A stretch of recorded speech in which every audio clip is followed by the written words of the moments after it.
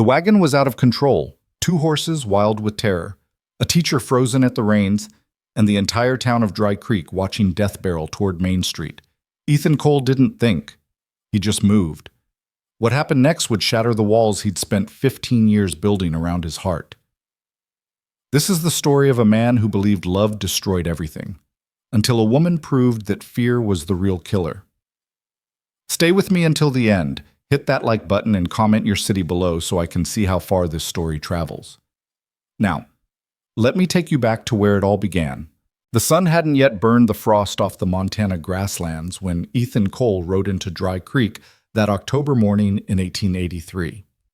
His gelding, a gray brute named Ash, moved with the tired rhythm of a creature that knew its master's moods, steady, cautious, expecting nothing. Ethan kept his hat low and his eyes lower. The town had doubled in size since spring, spilling awkwardly beyond its original boundaries like a child outgrowing last year's boots. New faces everywhere. New voices. New complications he had no interest in navigating. He'd come for supplies.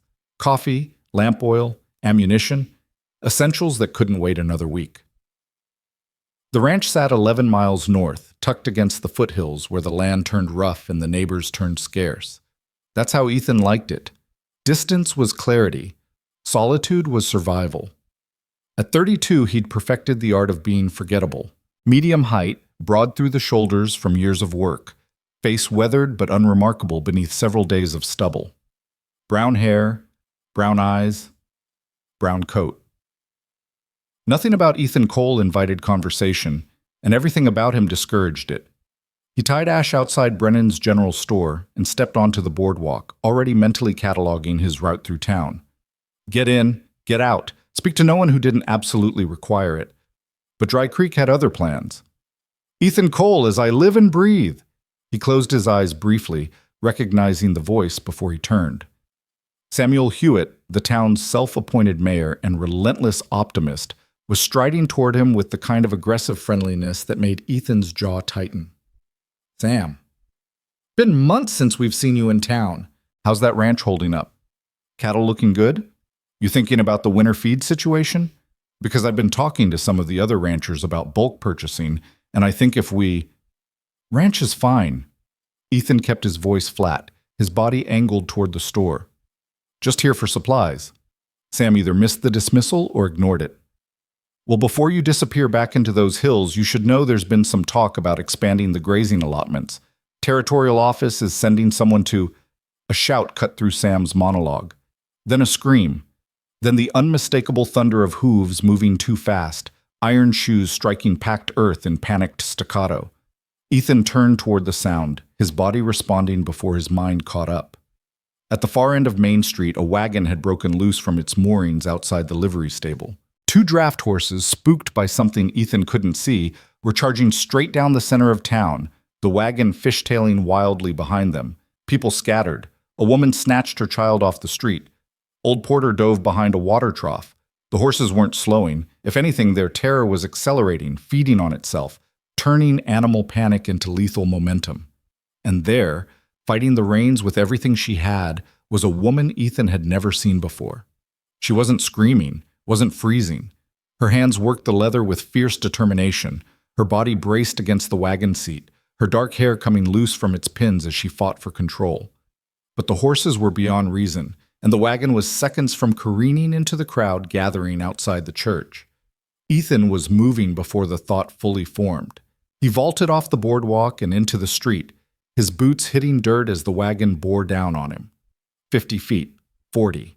He could see the whites of the horses' eyes now, see the foam at their bits, see the wagon's front wheel wobbling dangerously on its axle. 20 feet. Ethan stepped directly into their path and raised both arms. Hey! His voice cut through the chaos like a blade, sharp and absolute. The lead horse's ears flicked forward, just for a second, just enough, and Ethan lunged, catching the bridle strap and yanking down with all his weight. The horse reared, screaming, its massive head jerking sideways.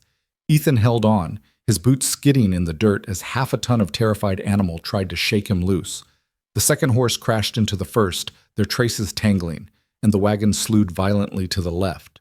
For one terrible moment, Ethan thought it would flip, thought he'd misjudged everything, thought he was about to be crushed beneath wheels and hooves and his own goddamn recklessness. Then the woman on the wagon seat threw her entire body weight backward, hauling the reins with a strength that shouldn't have existed in her frame, and the horses stumbled to a halt 6 feet from the church steps. Silence dropped over Main Street like a curtain. Ethan stood in the dust, still gripping the bridle, his heart slamming against his ribs. The lead horse was trembling, sides heaving, but the panic was draining out of it now, replaced by exhausted confusion. He gentled his grip, murmuring low, wordless sounds, and felt the animal's head drop slightly. Behind him, the town was coming back to life. Voices rising, people rushing forward, Sam's excited babbling about heroics and quick thinking. Ethan ignored all of it. He was looking at the woman on the wagon seat. She was still holding the reins, her knuckles white, her breath coming hard. Mid-20s, he guessed. Dark hair, sharp features, a face that wouldn't be called pretty in the conventional sense but held something better. Intelligence, clarity, an unsettling directness. Her dress was simple, practical, gray wool that had seen wear. No jewelry, no pretense. And she was staring at him with an expression he couldn't quite parse. Not gratitude, not shock. Something closer to assessment. You could have been killed. Her voice was steady. East Coast educated, touched with something that might have been Boston or Philadelphia. Not a trace of hysteria. Ethan released the horse and stepped back, suddenly aware of how many people were watching. Could have. Wasn't. That was either very brave or very stupid. Probably stupid.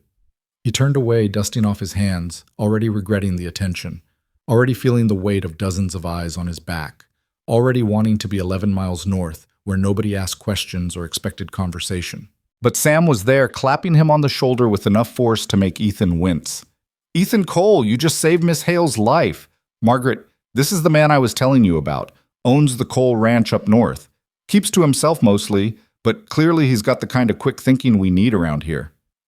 Margaret Hale, the new schoolteacher. Ethan had heard talk of her arrival last month, some educated woman from back east who'd taken the position when the previous teacher married and moved to Helena. The town had been buzzing about it for weeks, curious and skeptical in equal measure. She was climbing down from the wagon now, moving carefully, testing her legs. When she reached the ground, she smoothed her skirts and looked at Ethan directly. "Thank you, Mr. Cole. That was remarkably selfless." There was something in the way she said it, not quite sincere. Or maybe too sincere, like she was testing the weight of the words, measuring them against some internal standard. "Just stop some horses." Ethan tugged his hat lower. "Glad you're all right, ma'am." He turned to go. "Mr. Cole." He paused, not looking back. The brake line was cut. This wasn't an accident. That stopped him. Ethan turned slowly, studying her face for signs of hysteria or exaggeration. Found neither.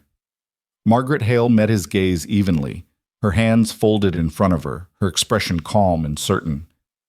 "I checked the wagon myself this morning. The line was intact. Someone tampered with it between then and now." "That's a serious accusation, Miss Hale." Sam's jovial tone had vanished, replaced by something harder. "You sure about that?" "Quite sure." She nodded toward the wagon. "You can examine it yourself if you'd like. The cut is clean, deliberate." A murmur rippled through the gathered crowd. Ethan saw faces turning, suspicious glances exchanged, the easy camaraderie of moments ago curdling into something uglier. "Now hold on," Sam said, raising his hands. "Let's not jump to conclusions. Could have been wear and tear, could have been—" It was cut. Margaret's voice didn't rise, but it cut through Sam's placating like a knife. "I don't know by whom or why, but I know what I saw." Ethan found himself walking toward the wagon, despite every instinct screaming at him to leave, to get his supplies and ride north and forget this woman existed. But something in her voice, that absolute certainty, that refusal to soften the truth, hooked him. He knelt beside the wagon's undercarriage, examining the brake mechanism. The crowd pressed closer, curious and uncomfortable. Sam hovered, making worried noises about misunderstandings and new equipment. But Margaret was right. The line had been cut, not sawed through gradually, but sliced cleanly with a blade. Recently, too, the leather was still fresh where it had parted. Ethan stood, wiping his hands on his thighs. She's right. Someone did this.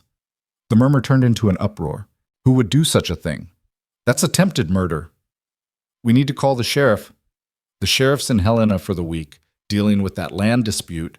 Then we form a committee. We find out who's responsible.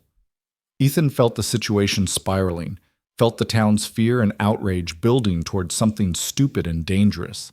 He'd seen it before. Good people turning into a mob because someone needed to be blamed, and anyone would do. He looked at Margaret Hale. She was watching the crowd with that same calm assessment, but he could see the tension in her shoulders, the way her hands had tightened on her skirts. She knew what was coming. Knew that being new, being educated, being from the East made her suspect by default. Knew that in a town like Dry Creek, different was dangerous. Enough! Ethan's voice wasn't loud, but it cut through the noise like cold water. Standing here shouting solves nothing. Miss Hale needs to get somewhere safe. The wagon needs to be secured. And whoever did this needs to know they failed. Sam blinked at him. Ethan, are you suggesting? I'm suggesting we handle this smart instead of stupid. Ethan turned to Margaret. You have somewhere to stay? The boarding house. Mrs. Chen's place. Good. Go there. Don't go anywhere alone until this is sorted out. She tilted her head slightly, studying him with those sharp, dark eyes. And you? I'm getting my supplies and going home. Of course you are. There was something almost amused in her tone, but also disappointed, like she'd expected better and wasn't surprised to be proven wrong. It stung more than it should have. Ethan tipped his hat, stepped back, and walked toward Brennan's store. Behind him, the crowd was still arguing. Sam was organizing some kind of investigation committee, and Margaret Hale was being escorted toward the boarding house by a cluster of concerned citizens. He'd done enough. More than enough. He'd saved her life, confirmed her story, and now he was done. That's what he told himself as he gathered his supplies with mechanical efficiency, paid without meeting anyone's eyes, and loaded everything onto Ash's saddle. That's what he kept telling himself as he rode north, leaving Dry Creek and its complications behind. But 3 days later, Ethan Cole did something he hadn't done in 15 years. He went back. The excuse was simple enough. He'd forgotten to order wire for fence repairs, needed to check on a delivery at the rail depot. Practical reasons. Nothing to do with a schoolteacher with dark eyes and a voice that didn't know how to lie. Except Ethan had never forgotten an order in his life, and the fence repairs could wait until spring. He rode into town just after noon on a Thursday, when the school would be in session and the streets relatively quiet. Tied Ash outside Brennan's again. Collected his wire. And then, instead of leaving, found himself walking toward the small white building at the edge of town where a hand-painted sign read, Dry Creek Schoolhouse. The sound of children's voices drifted through the open windows, recitation, rhythmic and careful. Ethan stood outside like an idiot, trying to figure out what the hell he was doing here. Mr. Cole. He turned. Margaret Hale was standing in the doorway, one hand on the frame, her expression unreadable. She wore a different dress today, dark blue, equally practical, and her hair was pinned back severely, though a few strands had already escaped. Miss Hale, are you lost? No, ma'am. Then you're here intentionally, which is somehow more concerning. But there was a hint of something in her voice. Not quite humor, but close. Ethan cleared his throat. Came to check if there'd been any more trouble. There hasn't, though I appreciate the concern. She paused. Would you like to come in? The children are practicing their multiplication tables. It's monumentally boring, but relatively safe. He should say no. Should tip his hat, walk away, ride north, and never come back. All right. Margaret stepped aside, and Ethan entered the schoolhouse for the first time since he was 12 years old. It smelled like chalk and paper, and the particular mustiness of old books. 20 children sat at rough-hewn desks, ranging from perhaps 6 to 14, all dressed in hand-me-downs and hope. They turned to stare at the stranger, their recitation faltering. This is Mr. Cole, Margaret said calmly. He's visiting today. Continue, please. 7 times 8? 56, a small girl in the front row called out. Excellent, Mary. 8 times 8? Ethan stood awkwardly near the door while Margaret guided her students through their lesson with quiet efficiency. No drama, no performance, just steady, patient instruction that assumed competence and demanded effort in equal measure. She was good at this, he realized, not just competent, but genuinely skilled. The children responded to her, not out of fear but respect. After perhaps 20 minutes, Margaret dismissed the class for afternoon recess. The children exploded toward the door with the contained chaos of youth, and suddenly Ethan was alone with her in the empty schoolhouse. "So," Margaret said, moving to straighten the desks, "you didn't really come to check on me." "I did. But that's not the only reason." Ethan said nothing. Margaret looked at him directly, and there it was again, that unsettling clarity, like she could see past his defenses to the truth he wasn't ready to admit. "You're curious," she said. It wasn't a question. "Maybe." "About?" "Why you're here, in Dry Creek. A woman with your education could teach anywhere." "And you assume I'm here because I had no other choice." "Most people come to the frontier because they're running from something, or towards something they can't find anywhere else." Margaret smiled, small, sharp, humorless. "And which are you, Mr. Cole? Running from or toward?" The question hit harder than she probably intended. Ethan felt his shoulders tighten, his defenses rising. "That's personal." "So is why I'm here." "Fair point." They stood in the afternoon light, dust motes drifting between them, and Ethan felt something shift. Some recognition that this woman was dangerous in ways that had nothing to do with cut brake lines or frontier violence. She saw too much, questioned too directly, refused to accept the comfortable lies people told themselves. "I should go," Ethan said. "You should," Margaret agreed. "But you won't. Not yet." "Why do you say that?" "Because you're still trying to figure out if I'm worth the risk." The words landed like a punch. Ethan stared at her, caught between denial and a truth so uncomfortable it made his chest tight. "Risk of what?" Margaret picked up a piece of chalk, turned to the blackboard, and wrote a single word in neat, precise script. "Everything." Then she set the chalk down, dusted her hands, and looked at him with something that might have been pity or understanding or both. "I'm not fragile, Mr. Cole. I'm not looking for rescue. I'm not some romantic notion of frontier womanhood waiting to civilize a rough man's heart." She crossed her arms. "I'm here because I choose to be. Because I believe education matters more than comfort. Because I'd rather live according to my principles than die slowly in someone else's parlor." That's a hell of a speech. It's the truth, which is more than most people in this town seem capable of. Ethan felt something crack open inside him, some sealed place he'd kept locked for so long he'd forgotten it existed. This woman wasn't what he expected, wasn't what he wanted, wasn't safe.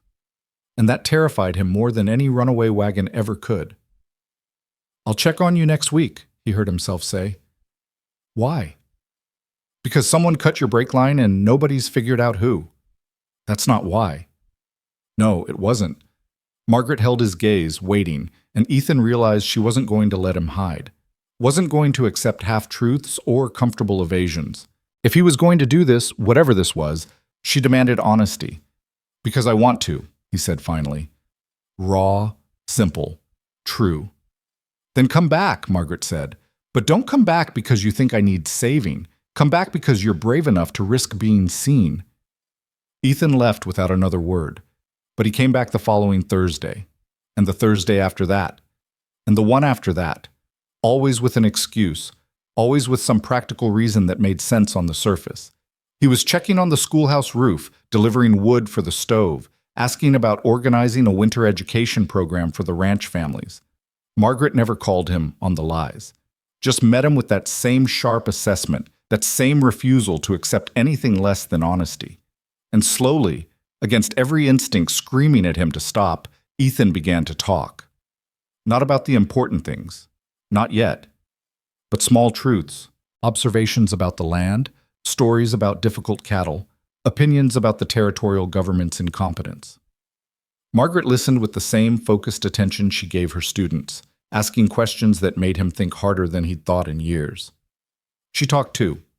About her childhood in Philadelphia, her frustration with society's expectations, her belief that education could transform lives if people were brave enough to invest in it.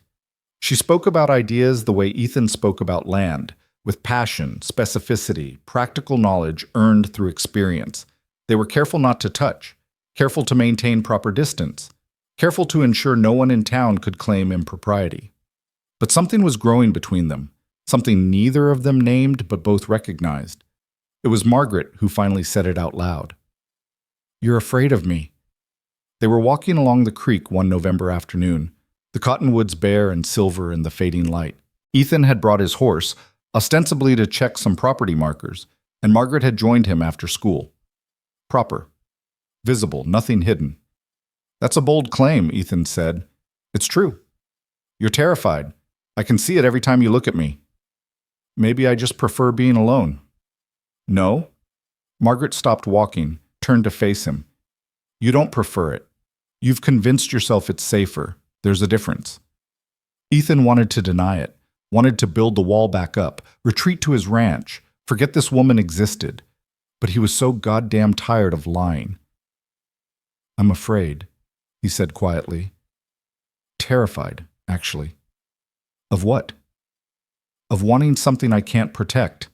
Of caring about someone and having them destroyed because of it." Margaret's expression softened slightly. "Who did you lose?" And there it was.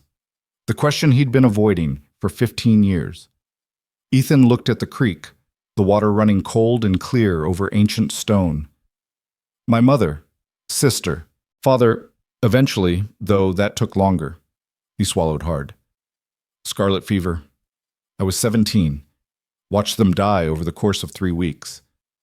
Nothing I could do. Nothing anyone could do. I'm sorry. Everyone's sorry. Doesn't change anything."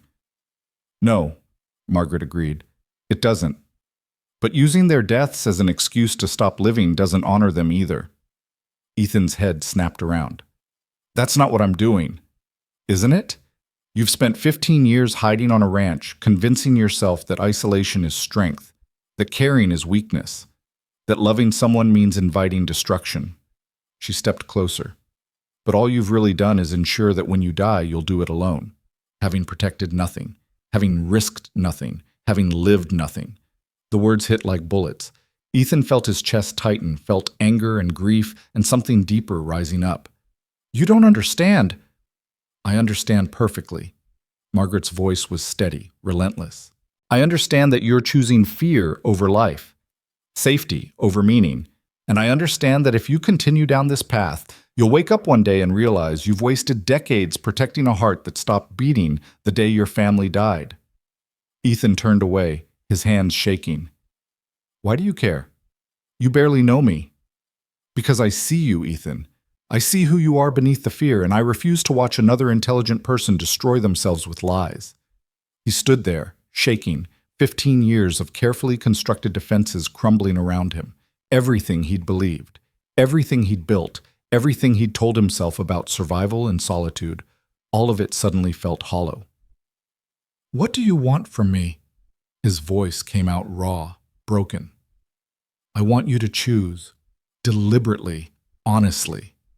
Margaret moved to stand beside him, not touching, just present. "I want you to stop hiding behind practicality and admit that you're lonely, that you want connection, that you're capable of more than just surviving. And if I do, if I admit all that," Ethan looked at her. "What then?" "Then we see what happens. Together. Without guarantees, without certainty. With nothing but the courage to try." Ethan closed his eyes, breathed, felt the November wind cutting through his coat and the weight of 15 years pressing on his shoulders. "I don't know how," he whispered. "Yes, you do. You've been doing it for weeks." Margaret's hand brushed his, barely, just a moment of contact. "You came back. That's how it starts." They stood together as the sun dropped toward the mountains and the temperature fell and the world turned cold and beautiful and terrifyingly uncertain. And for the first time in 15 years, Ethan Cole allowed himself to hope. 3 weeks later, Martin Gaines made his move. Gaines owned the largest spread in the county, 10,000 acres of prime grazing land and the political connections to expand it. He was loud, ambitious, and had made no secret of his interest in Margaret Hale since her arrival. That interest had turned ugly when she rejected his advances. Ethan first heard about it from Sam Hewitt, who cornered him at Brennan's store with the kind of gossip that pretended to be concern.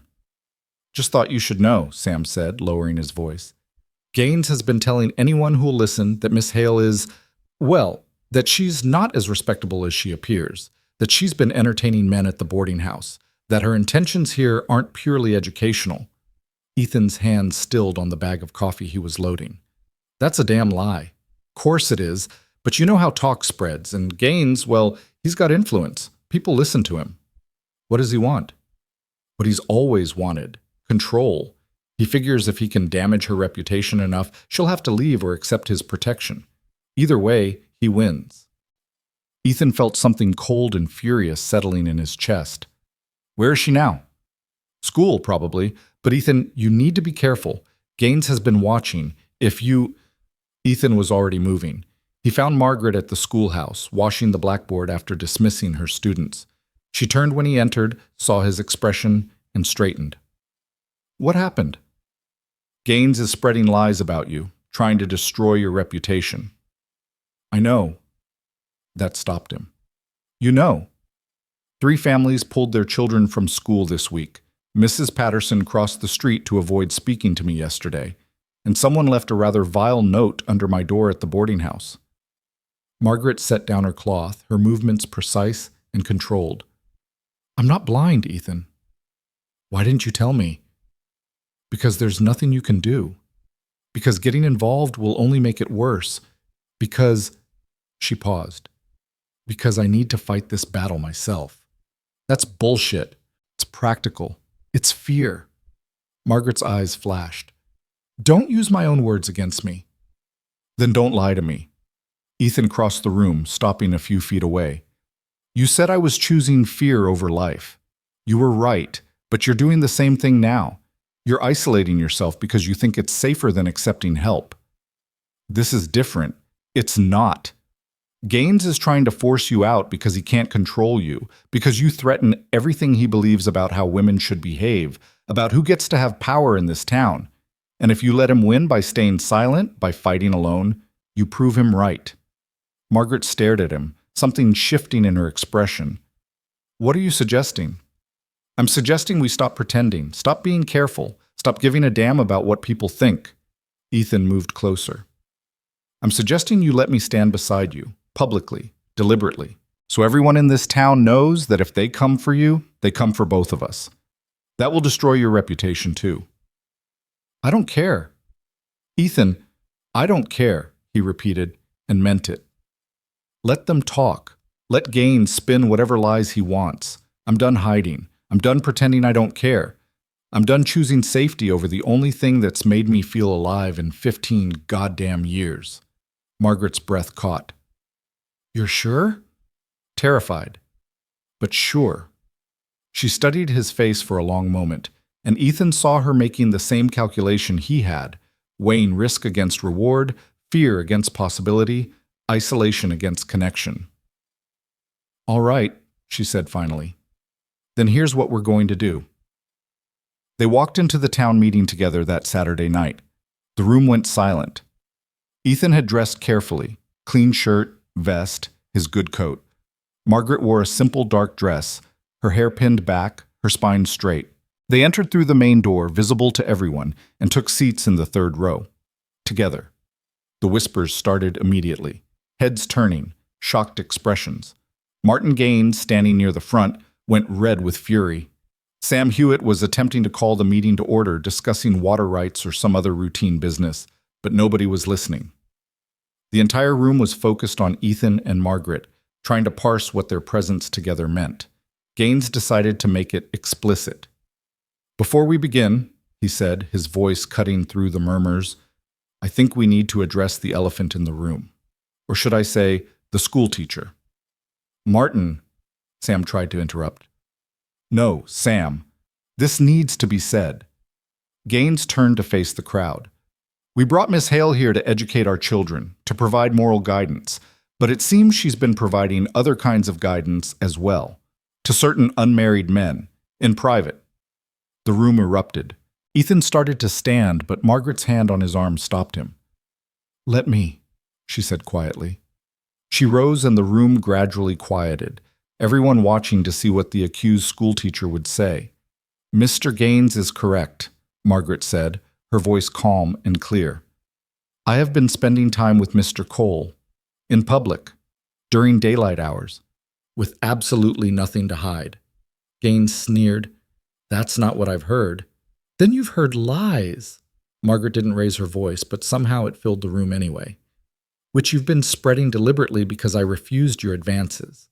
Because I dared to suggest that owning land doesn't entitle you to own people. Because I represent everything you fear, a woman who thinks for herself and refuses to be controlled. That's slander. It's truth, which is why you're so desperate to destroy me before anyone else realizes it." The room was utterly silent now. Ethan watched faces changing, people reconsidering, the narrative Gaines had been building starting to crack. "Furthermore," Margaret continued, "Mr. Cole and I are courting, openly, with honorable intentions. If that offends anyone's sensibilities, I invite them to explain exactly which principle we're violating. I'm an unmarried woman. He's an unmarried man. We're both adults. We've been entirely proper in our conduct. So please," she looked directly at Gaines, "tell me what rule we've broken besides your belief that you have any say in my choices." Gaines opened his mouth, closed it. His face cycled through several shades of red. "That's what I thought," Margaret said. She turned to address the room. "I came to Dry Creek to teach, to educate children regardless of their background or circumstances, to prepare them for a world that will demand more than what this town currently offers. If my presence here offends anyone, if my relationship with Mr. Cole makes me unsuitable, then I invite the community to vote. Right now, publicly. Should I stay or should I go?" The silence stretched out, taut and fragile. Then a voice from the back spoke up. Mary Henderson, a rancher's wife whose daughter was Margaret's best student. "I vote she stays." Another voice. "I vote stay." Then another, and another. Not everyone. Some remained silent, uncertain, swayed by Gaines's influence or their own prejudices. But enough. More than enough. Sam, looking relieved, called for a formal count. 43 to stay, 19 to leave, 8 abstentions. Margaret had won. Gaines stormed out, making threats about territorial authorities and proper conduct. His supporters followed.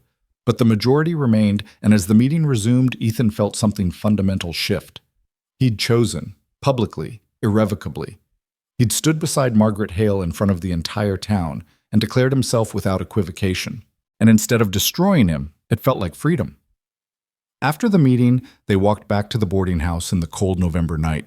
Neither spoke until they reached the front steps. "Thank you," Margaret said quietly. "For what?" "For being brave enough to stand with me. For choosing risk over safety." She looked up at him, and in the lamplight spilling from the window, Ethan saw something he'd never expected to see again. Hope. "I meant what I said in there," he told her, "about courting, about honorable intentions. I know. I'm not easy, Margaret. I'm stubborn and solitary, and I don't know how to—" "Ethan." She put her hand on his chest, directly over his heart. "I don't need easy. I need honest. I need someone who sees the world clearly and chooses to engage with it anyway. I need someone who's willing to be changed by love instead of destroyed by fear." "Can I be that person?" "You already are." He kissed her then, careful and certain, and felt 15 years of armor finally fall away. When they parted, Margaret smiled, a real smile, warm and unguarded. "So," she said, "what happens now?" Ethan looked at this woman who'd shattered every belief he'd held about survival and safety and solitude, who'd demanded honesty when it would have been easier to accept lies, who'd seen him at his most broken and called him toward something better. "Now," he said, "we figure it out, together." And that's exactly what they did. Winter came hard that year, dropping temperatures low enough to freeze the creek solid by mid-December. Ethan found himself making the ride into Dry Creek more often than he'd ever intended. always with some excuse that fooled no one, least of all himself. He'd check on Margaret between her teaching hours, bring firewood for the schoolhouse stove, linger over conversations that stretched longer each time. They were careful still. Proper. Margaret had won her battle at the town meeting, but both of them understood how fragile public opinion could be. Small towns had long memories and sharp teeth, so they courted in full view, walks along Main Street, Sunday dinners at the boarding house with Mrs. Chen as chaperone, conversations on the schoolhouse steps where anyone passing could see them. But the careful distance was wearing on Ethan. Not because he wanted impropriety, but because every moment with Margaret made him want more time, more honesty, more of whatever this thing between them was becoming. She challenged him constantly, never letting him retreat into comfortable silence, always pushing him to articulate thoughts he'd kept buried for years.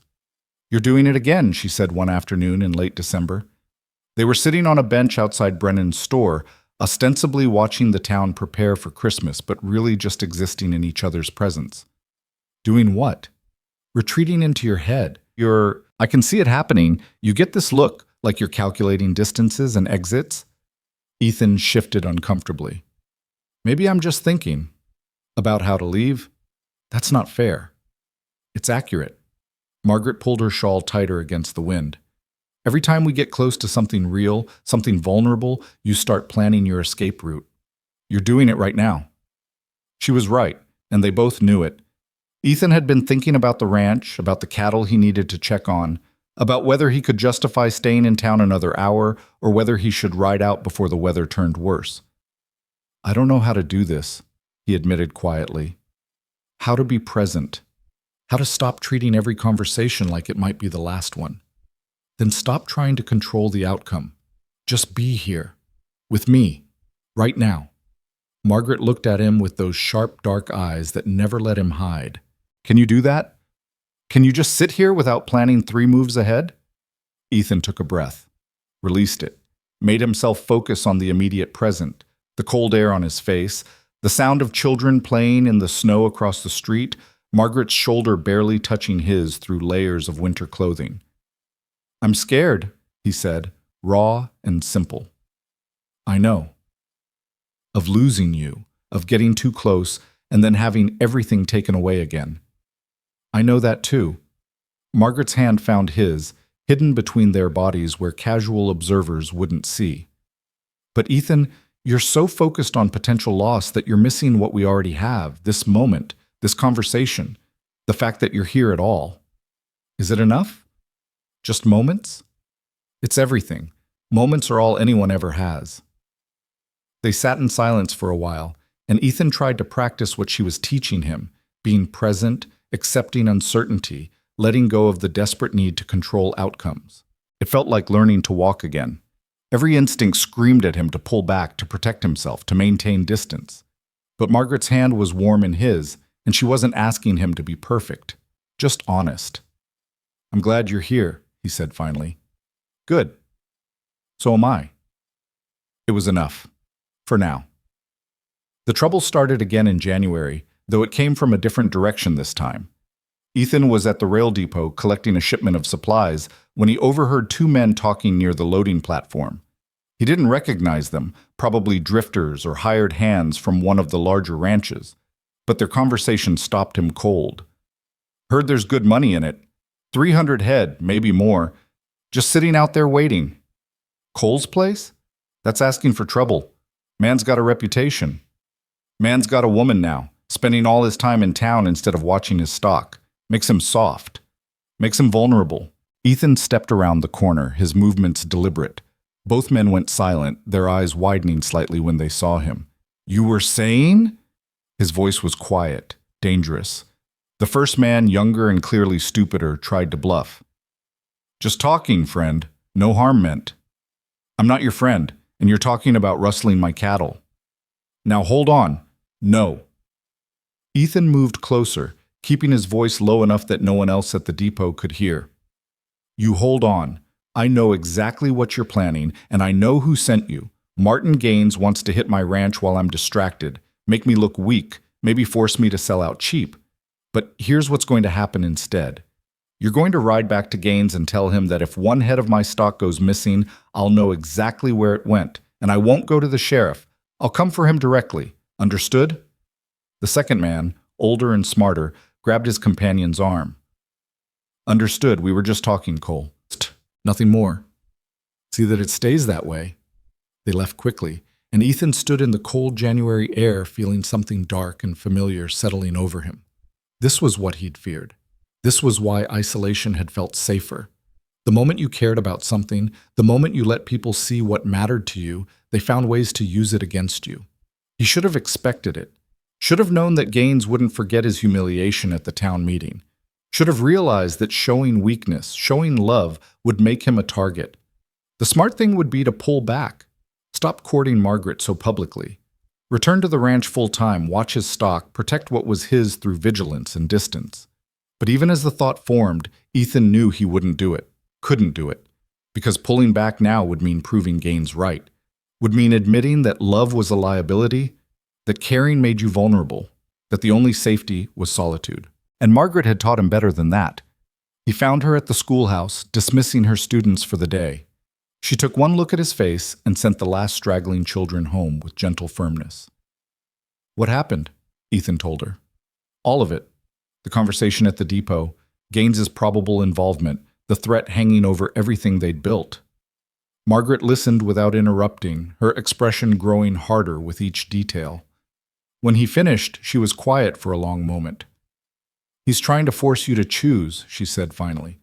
"Between me and the ranch, between what you want and what you think you need to survive. He's trying to prove that caring about you makes me weak. Does it?" "No."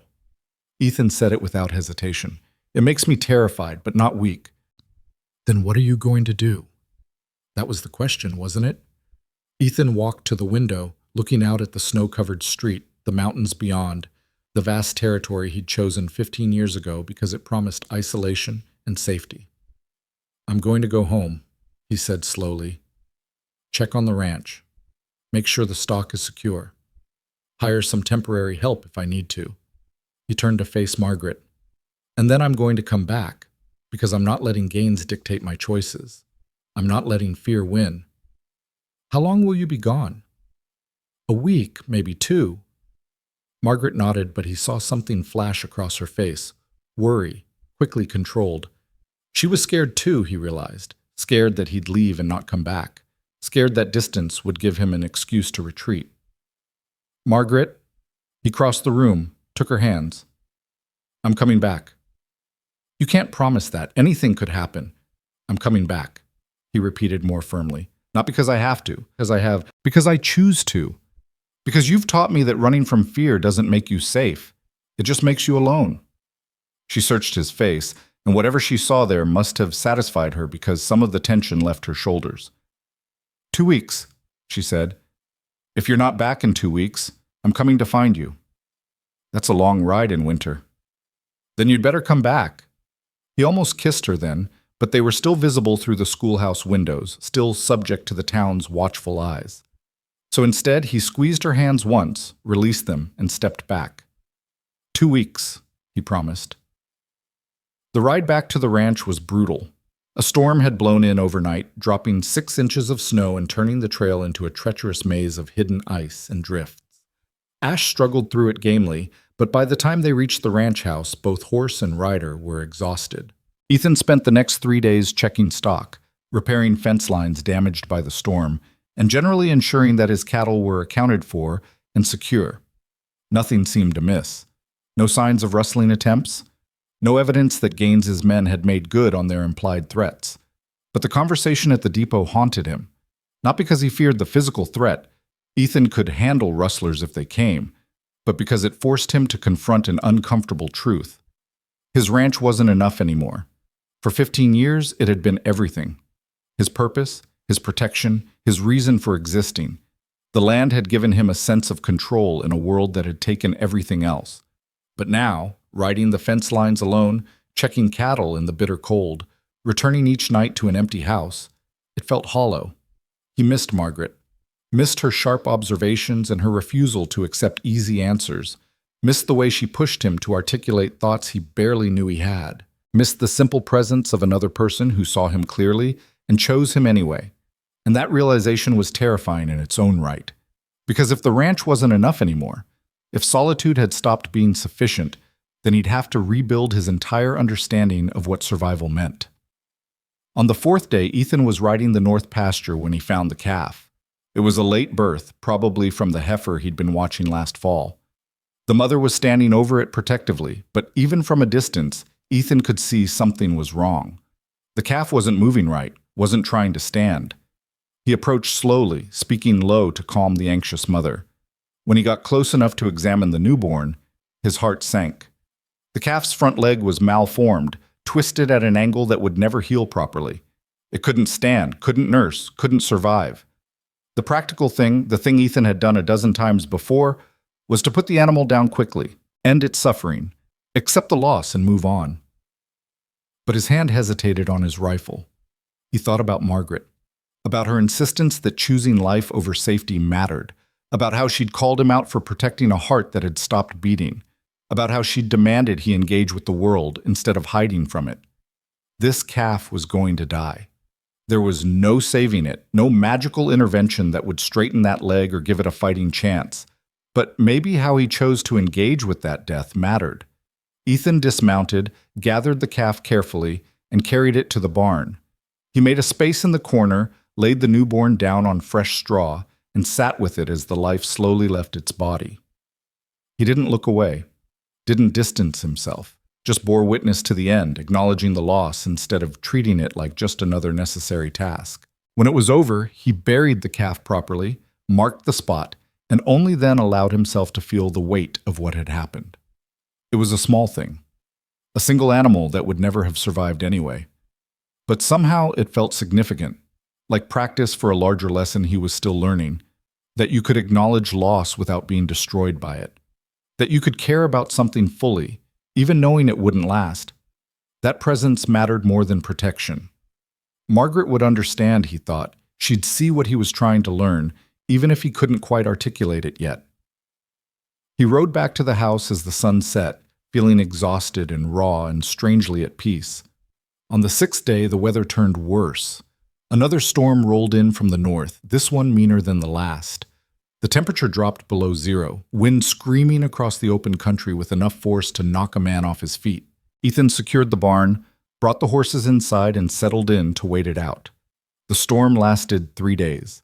3 days of howling wind and snow so thick he couldn't see the barn from the house windows. 3 days of checking and rechecking supplies, keeping the fire going, making sure the livestock had enough shelter to survive. And 3 days of absolute isolation that nearly broke him. Because for the first time in 15 years, solitude didn't feel like safety. It felt like prison. Ethan found himself pacing the small cabin, unable to settle. He tried reading, but couldn't focus. Tried working on equipment repairs, but his hands were too restless. Tried sleeping, but his mind wouldn't quiet. All he could think about was Margaret, whether she was safe in the boarding house, whether the schoolhouse roof was holding against the storm, whether she was worried about him, whether she thought he'd decided not to come back. The not knowing was agony. The inability to get word to her, to reassure her, to simply exist in her presence, it made him understand viscerally what she'd been trying to teach him all along. Connection wasn't a weakness to be managed. It was a fundamental human need. And trying to live without it didn't make you strong. It just made you slowly die inside. On the third day, when the storm finally broke and weak sunlight filtered through the dissipating clouds, Ethan made a decision. He couldn't stay here. Not long term. Not anymore. The ranch had served its purpose, had given him a place to heal, to rebuild, to learn self-sufficiency. But it had also become a cage, a place where he could hide from everything that made life difficult and complicated and worth living. Margaret was right. He'd been choosing safety over meaning, survival over life. It was time to choose differently. Ethan spent the next 2 days preparing. He couldn't abandon the ranch entirely. It was still his livelihood, his investment, his responsibility. But he could adapt, could hire someone to handle the day-to-day operations, could build his life around something other than isolation, could choose to live in town, with Margaret, if she'd have him. The thought terrified him, meant giving up control, meant trusting others, meant exposing himself to all the complications and vulnerabilities he'd spent 15 years avoiding. But it also meant not dying alone in an empty cabin, having protected nothing and risked nothing and lived nothing. He was 2 days past the 2-week deadline when he finally rode back into Dry Creek. The town looked different somehow, smaller, more welcoming, less threatening. Or maybe Ethan was different. Maybe after weeks of being alone with his thoughts and his fears, he'd finally understood what Margaret had been trying to show him. That home wasn't a place you defended, it was a choice you made. He found Margaret at the schoolhouse, teaching her afternoon class. Through the window, he could see her at the blackboard, explaining something with focused intensity, her students leaning forward in their seats. Ethan tied Ash to the post and waited. 20 minutes later, the children burst out for recess, barely noticing the strange man standing in the cold. Margaret appeared in the doorway, scanning the yard automatically, and then she saw him. Her expression cycled through relief, anger, joy, and something deeper he couldn't quite name. She descended the steps carefully, walking toward him with measured control, and when she got close enough, she hit him in the shoulder. Hard. "You're 4 days late." "I know. I was about to saddle a horse and come find you." "I know that too. I thought," her voice cracked slightly, "I thought maybe you'd decided." "No." Ethan caught her hand before she could hit him again. "No, Margaret. I didn't decide anything except to come back. The storm delayed me and I needed time to think, but I was always coming back. You should have sent word." "Couldn't. Storm was too bad." He held her hand between both of his. "But you're right. I should have found a way. Should have known you'd be worried. Should have—" "Stop." Margaret took a breath, visibly controlling herself. "You're here now. That's what matters. I have something to ask you. If you're about to propose while I'm still angry at you for being late, your timing is terrible." Despite everything, Ethan smiled. "Not proposing. Not yet. But asking if you'd be willing to consider a future where I'm not living 11 miles away, where I'm here, in town, building a life that includes more than just cattle and solitude." Margaret went very still. "What are you saying?" "I'm saying you were right about all of it. I've been choosing fear over life, safety over meaning. I've been so focused on protecting myself from loss that I've been losing everything that matters day by day." He squeezed her hand. "The ranch isn't enough anymore. Isolation isn't strength, and I don't want to spend the rest of my life alone just because I'm too scared to risk caring about something." "You'd leave the ranch?" "I'd adapt it, hire help, spend less time there and more time here. More time with you, if you'll have me." Margaret's eyes were bright with something that might have been tears. "That's a significant change, Ethan. Are you sure?" Terrified, but sure. She studied his face for a long moment, and Ethan made himself stand there without flinching, without retreating, letting her see every ounce of his fear and hope and desperate determination to be different than he'd been. Whatever she saw must have been enough, because she nodded once, decisive. "Then yes, I'll have you. I'll build this life with you, on one condition." "What's that?"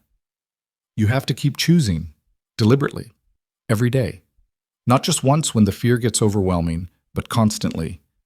You have to choose connection over isolation, honesty over comfort, presence over protection." She moved closer. "Can you do that?" Ethan thought about the dead calf he'd sat with instead of walking away from. Thought about the 3 days in the storm when solitude had felt like dying. Thought about this woman who'd seen him at his most broken and called him towards something better. "I can try. I will try. Every damn day." Then that's enough.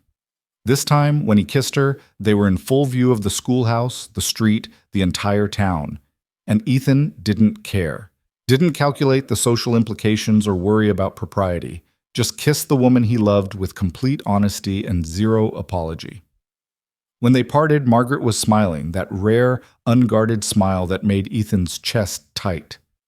"Welcome home," she said, and for the first time in 15 years, Ethan believed it might be possible. The next month was chaos in the best possible way.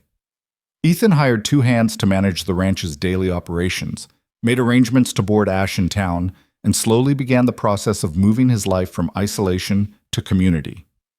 It wasn't easy. He struggled with the constant presence of people, with the noise and complications of town life, with the vulnerability of having neighbors who notice things and ask questions. But Margaret was there, patient and relentless, refusing to let him retreat when things got difficult. She pushed him to accept dinner invitations, to participate in town meetings, to engage with the world he'd avoided for so long. And slowly, grudgingly, Ethan began to understand what he'd been missing. Community wasn't a threat. It was a resource. People weren't all waiting to hurt him. Some of them genuinely wanted to help. It was a revelation that felt both obvious and profound. In late February, Sam Hewitt approached Ethan with a proposal. The territorial government was organizing a major cattle drive to the railhead in Billings, combining stock from multiple ranches to maximize efficiency and security. The money was substantial, enough to secure Ethan's financial future for years. But the drive would take 6 weeks, maybe more, through difficult country and unpredictable weather. It was exactly the kind of opportunity Ethan had worked toward for years, the kind of thing that could transform a modest operation into something significant. It was also exactly the kind of thing that would require him to leave Margaret, to choose the ranch over their relationship, security over connection, practical necessity over personal commitment. Ethan stood in Sam's office looking at the contract and felt everything Margaret had taught him hanging in the balance. "I need to think about it," he said. Sam blinked. "Think about it? Ethan, this is a fortune. This is everything you've been working toward." "I know, but it's not a decision I can make alone anymore." He found Margaret grading papers at the boarding house that evening. She looked up when he entered, saw his expression, and set down her pen. "What happened?" Ethan told her about the cattle drive, the opportunity, the money, the timing. Margaret listened quietly, and when he finished, she asked the question he'd been dreading. "What do you want to do?" "I don't know. Practically, it makes sense. Financially, it's the smart choice, but it means leaving. For 6 weeks or more. Right when we're building something. Right when I'm learning how to be present instead of distant."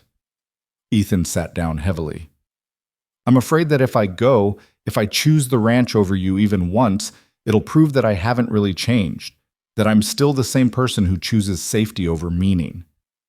"Do you think that's true?" "I don't know. That's what scares me." Margaret was quiet for a long moment, her fingers drumming lightly on the table. When she spoke, her voice was careful, thoughtful.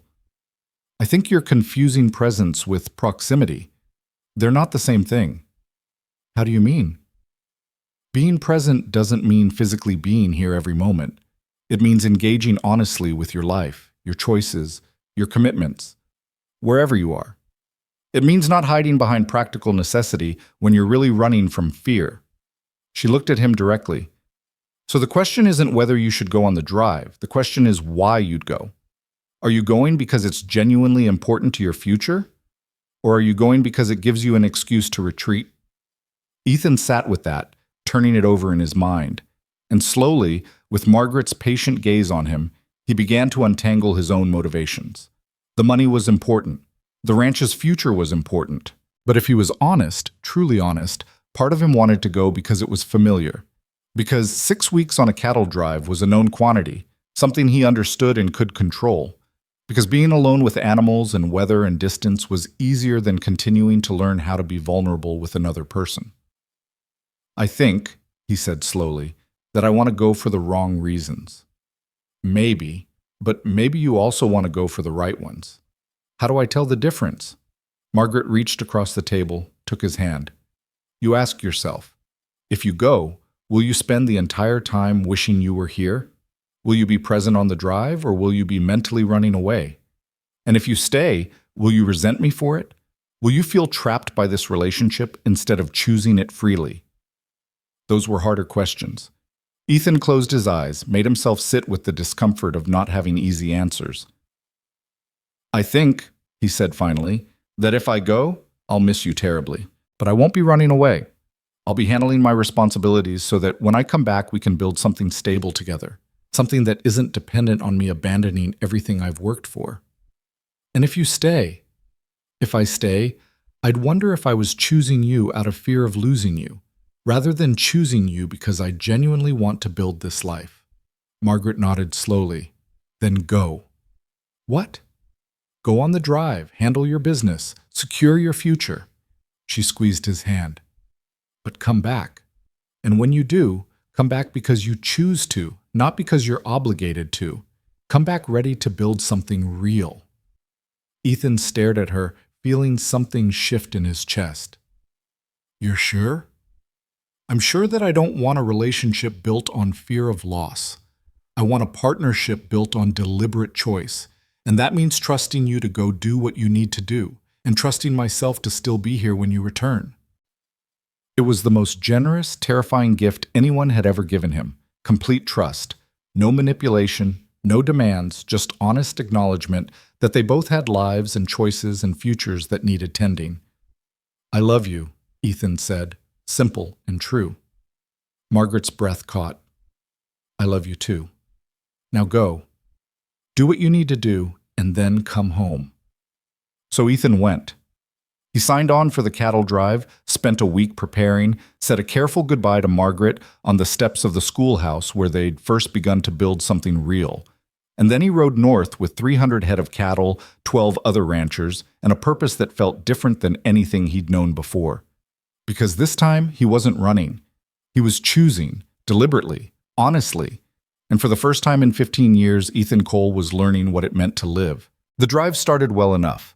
300 head of prime cattle, 12 ranchers and their hands, clear weather and open country stretching north toward Billings.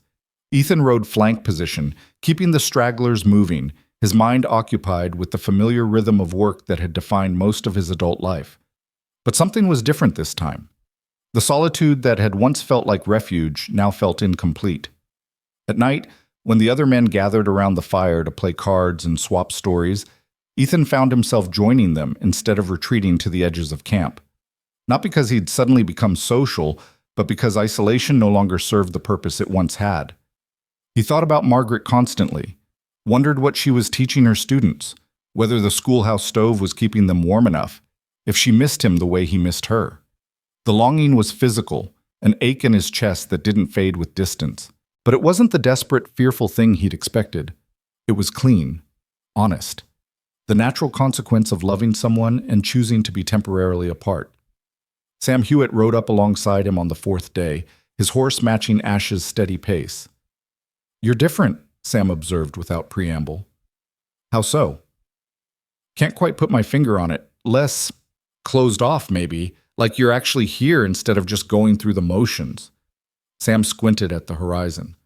That schoolteacher's doing, I suspect. Ethan didn't deny it. She has a way of making you see things clearly. That she does. Whole town's talking about you two, you know? Some folks think you're crazy for courting such a strong-minded woman. Others think she's crazy for choosing a hermit rancher. Sam grinned. Me? I think you're both braver than most people manage to be. Brave or stupid? Little bit of both, probably. Best things usually are. They rode in companionable silence for a while, and Ethan realized this was another thing that had changed. He could exist alongside another person without feeling threatened by their presence, could accept casual friendship without constantly calculating exit strategies. Margaret had taught him that, had shown him, through patience and relentless honesty, that walls didn't keep you safe, they just kept you alone. On the 8th day, they crossed into rougher territory where the land turned broken and unpredictable. The weather shifted too, clouds building on the western horizon with the bruised color that promised trouble. The trail boss, a grizzled man named Dutch Keller, who'd been running drives for 30 years, called a halt early to make camp in a protected canyon. Storm's coming, Dutch announced, his weathered face grim. Big one by the look of it. We'll hole up here, keep the cattle contained, ride it out. The storm hit 2 hours after sunset with a violence that made the February blizzard back at the ranch seem gentle. Wind howled through the canyon like something alive and furious, driving rain mixed with sleet that felt like gravel against exposed skin. Lightning split the sky in jagged bursts, and thunder rolled through the narrow space with enough force to spook the already nervous cattle. Ethan spent the night in the saddle, riding the perimeter with the other men, trying to keep 300 terrified animals from stampeding into the darkness. His clothes were soaked through within minutes, water running down his neck and back, his hands numb on the reins. Ash was exhausted but steady, responding to Ethan's commands even as the world turned chaotic around them. Around midnight, everything went to hell.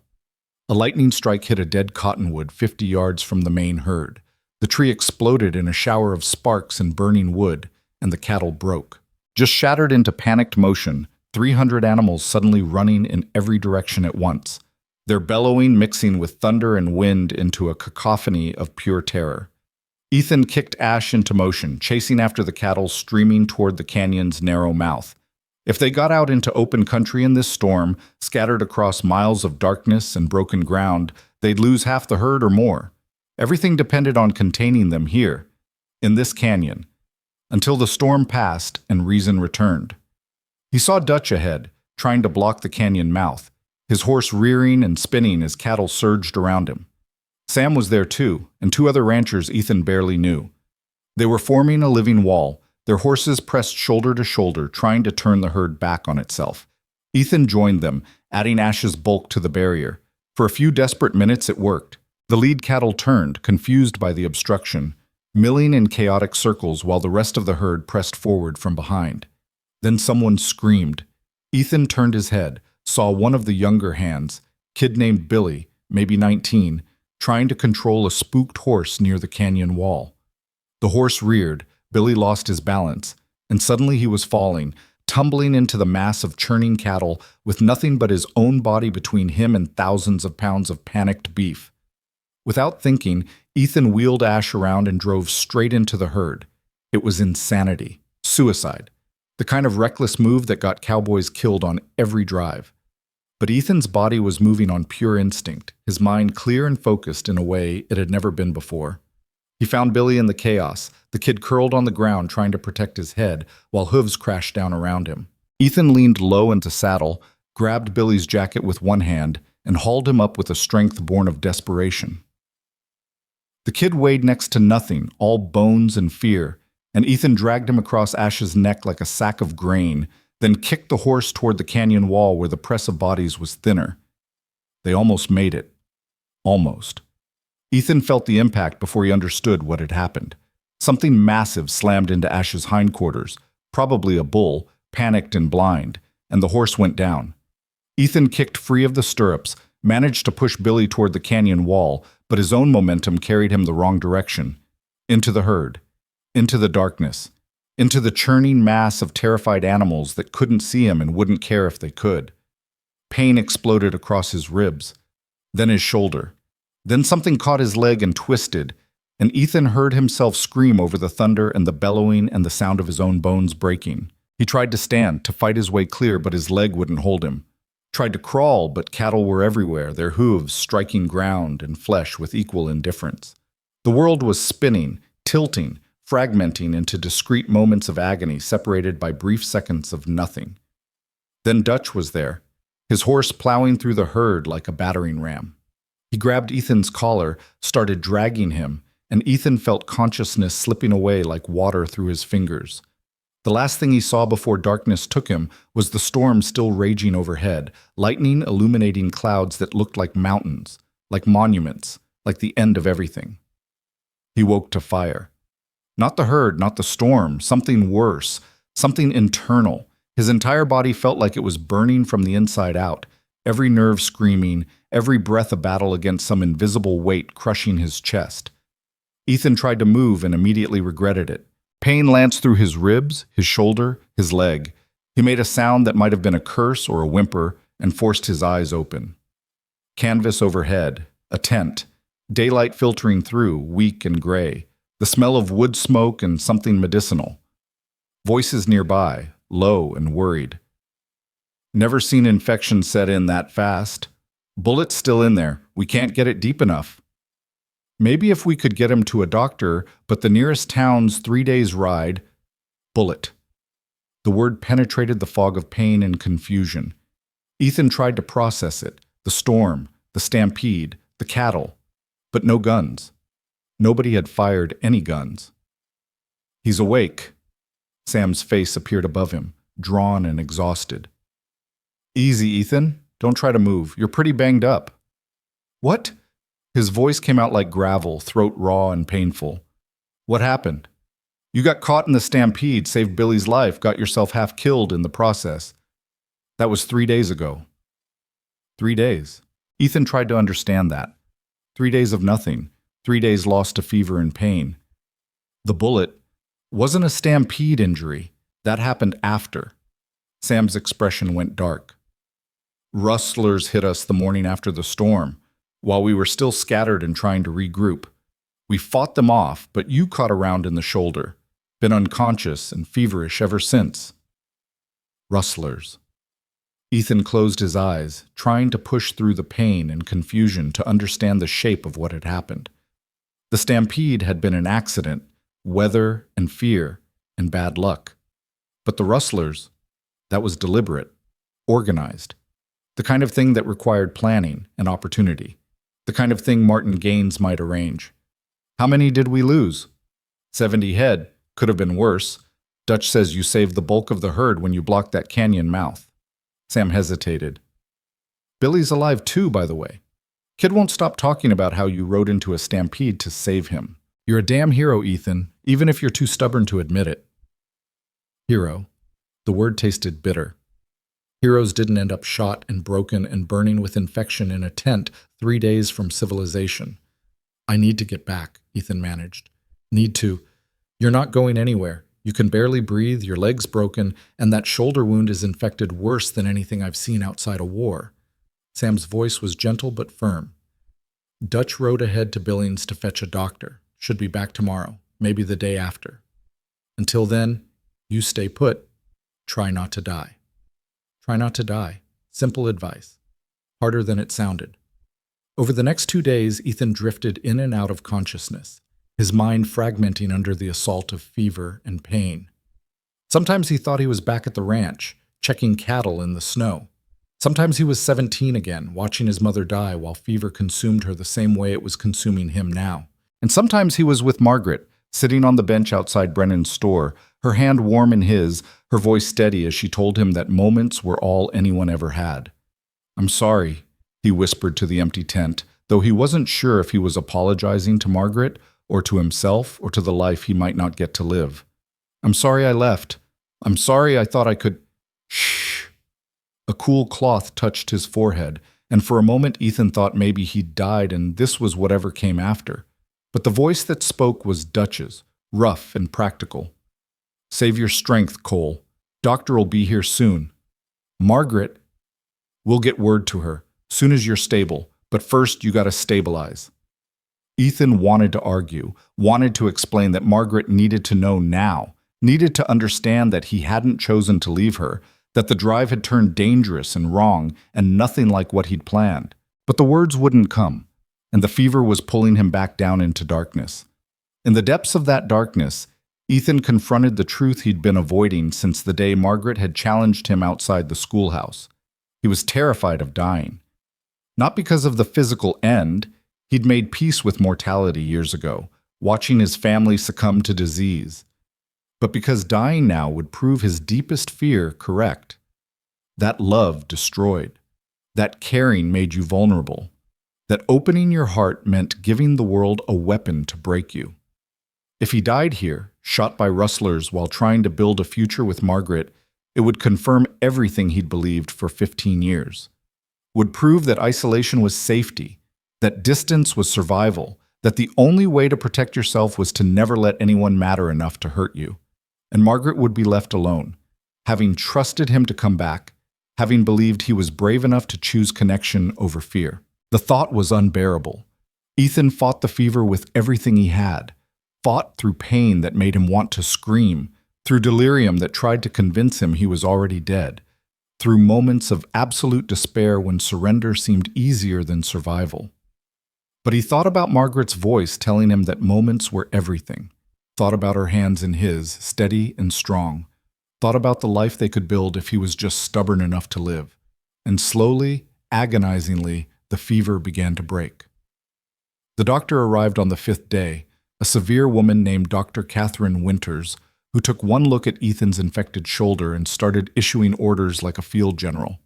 She cleaned the wound with something that felt like liquid fire, extracted the bullet with a blade that cut deeper than the original injury, and stitched him up with needle and thread while Ethan bit down on leather and tried not to pass out. "You're lucky," she said when it was done. "Another day and you'd have lost the arm, maybe more." "Don't feel lucky," Ethan managed. "Lucky and smart are different things. Smart would have been not getting shot in the first place." But her expression softened slightly. "That said, Sam tells me you saved a boy's life during the stampede. That took courage. Took stupidity. Same thing, most of the time."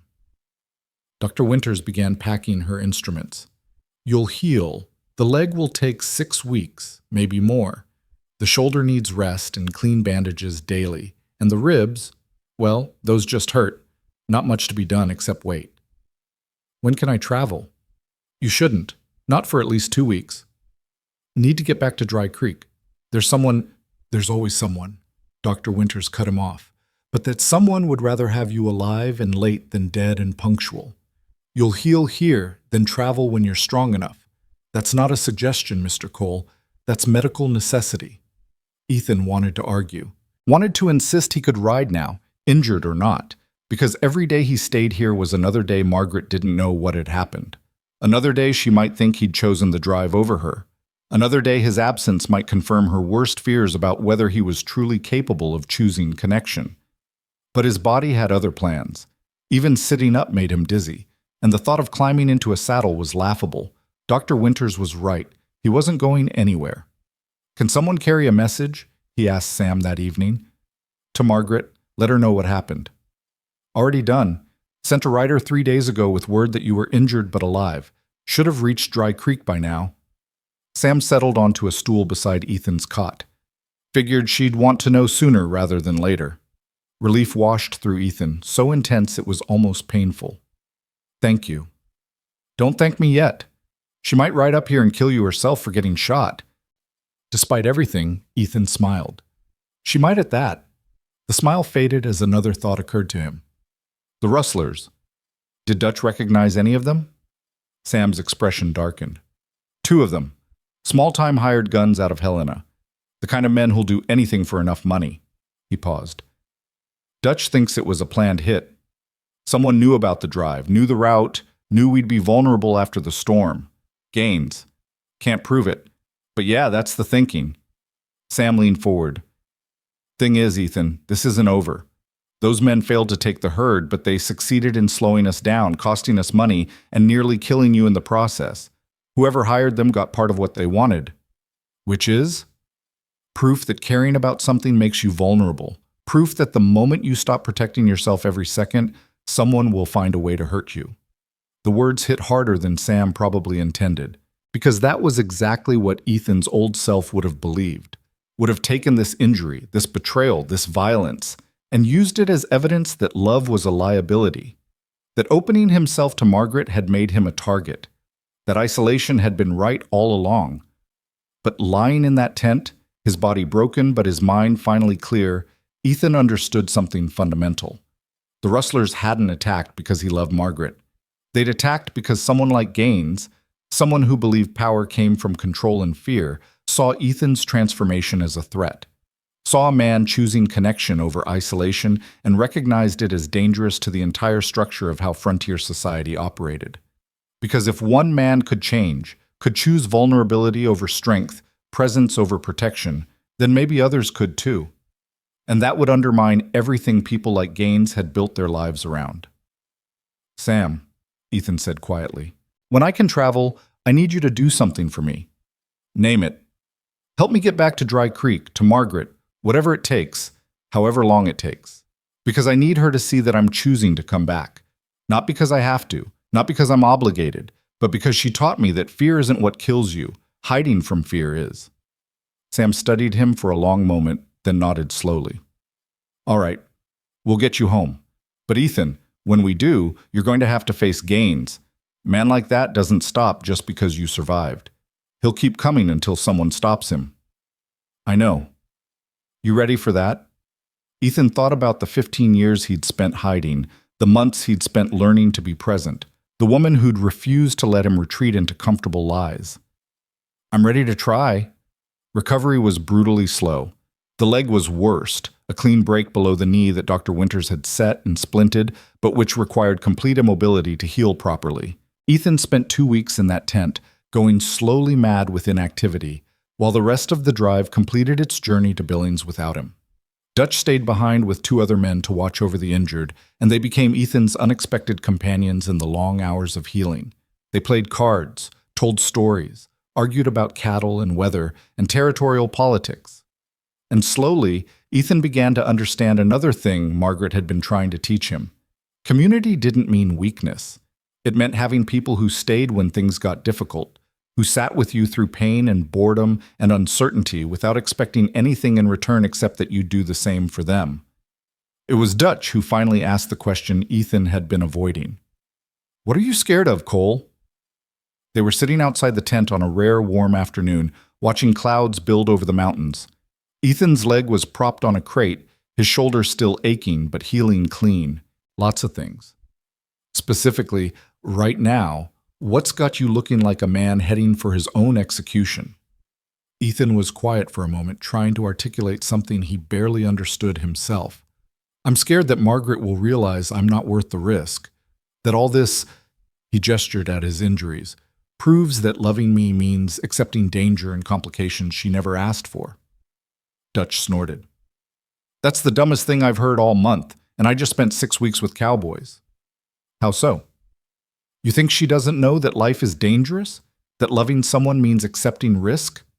Dutch shook his head. "Cole, that woman rode into frontier territory alone to teach children nobody else would bother with. She stood up to Gaines in front of the whole town. She let you go on this drive knowing damn well something might go wrong. She's not naive about danger. She's just brave enough to live anyway. Then why am I so terrified? Because you're confusing her strength with your weakness. You're thinking that if you're not perfect, not invulnerable, not completely in control, then you're not worthy of her love." Dutch leaned back, squinting at the sky. "But that's not how love works. Love isn't about being perfect. It's about being honest, about showing up broken and scared and letting someone see you anyway." Ethan absorbed that, turning it over in his mind. All his life, he'd believed survival meant self-sufficiency, that needing anyone was weakness, that showing vulnerability was inviting destruction. But Margaret had never asked him to be perfect, had never demanded invulnerability. She'd just asked him to be present, to be honest, to choose deliberately instead of hiding behind fear. And right now, broken and healing in a tent 300 miles from home, Ethan was choosing to go back. Choosing to let Margaret see him injured and vulnerable. Choosing to trust that love could survive imperfection. "You're right," Ethan said finally. "I am confused, but I'm trying to learn." "That's all anyone can do." Dutch stood, stretched. "Now come on. Doctor says you can try putting weight on that leg today. Time to see if you remember how to walk." Learning to walk again was its own special humiliation. Ethan had always taken physical capability for granted, had built his identity around being competent and self-sufficient. Now he had to relearn basic movements, had to accept help from others, had to acknowledge his own limitations. It was infuriating, humbling, and strangely liberating. Because accepting help didn't destroy him. Admitting weakness didn't make him vulnerable to attack. Being imperfect didn't mean being worthless. Margaret had been trying to teach him this for months. It had just taken getting shot and trampled to finally understand it. 3 weeks after the ambush, Dr. Winters declared Ethan fit enough to travel. Not healthy, not by a long shot, but stable enough to survive a careful journey back to Dry Creek. Sam had stayed behind to escort him, claiming business in town that needed handling anyway. But Ethan knew the truth. Sam was making sure he got home, making sure Margaret didn't spend one more day wondering if the man she loved was coming back. They rode slowly, covering maybe 20 miles a day instead of the 40 a healthy man could manage. Ethan's leg throbbed constantly, his shoulder ached, and his ribs protested every movement, but he was going home. That made every bit of pain worthwhile. They were 2 days out from Dry Creek when Sam asked the question, "What are you going to do about Gaines?" Ethan had been thinking about that for 3 weeks, thinking about power and control, about men who used fear as currency, about the difference between strength and cruelty. I'm going to tell the truth, he said, about the rustlers, about who likely hired them, about what happened on the drive. He shifted in the saddle, trying to ease the pressure on his leg. And then I'm going to let the community decide. Because Margaret taught me that you don't fight control with more control. You fight it with transparency and trust. That's a gamble. Everything's a gamble. But I'd rather gamble on people's decency than guarantee my safety through isolation. Sam smiled. She really did change you, didn't she? She showed me I could change myself. There's a difference. They rode in silence for a while, the mountains growing larger on the horizon, home getting closer with each step. One more thing, Sam said eventually. When you see Margaret and she sees you looking like you lost a fight with a threshing machine, don't apologize. Why not? Because apologizing suggests you did something wrong. You didn't. You made a choice. Things went bad, but you survived and you're coming back. That's not something to apologize for. That's something to celebrate. Ethan thought about that, about the difference between guilt and responsibility, about how his old self would have apologized endlessly, would have used contrition as armor against vulnerability. But Margaret didn't want armor. She wanted honesty.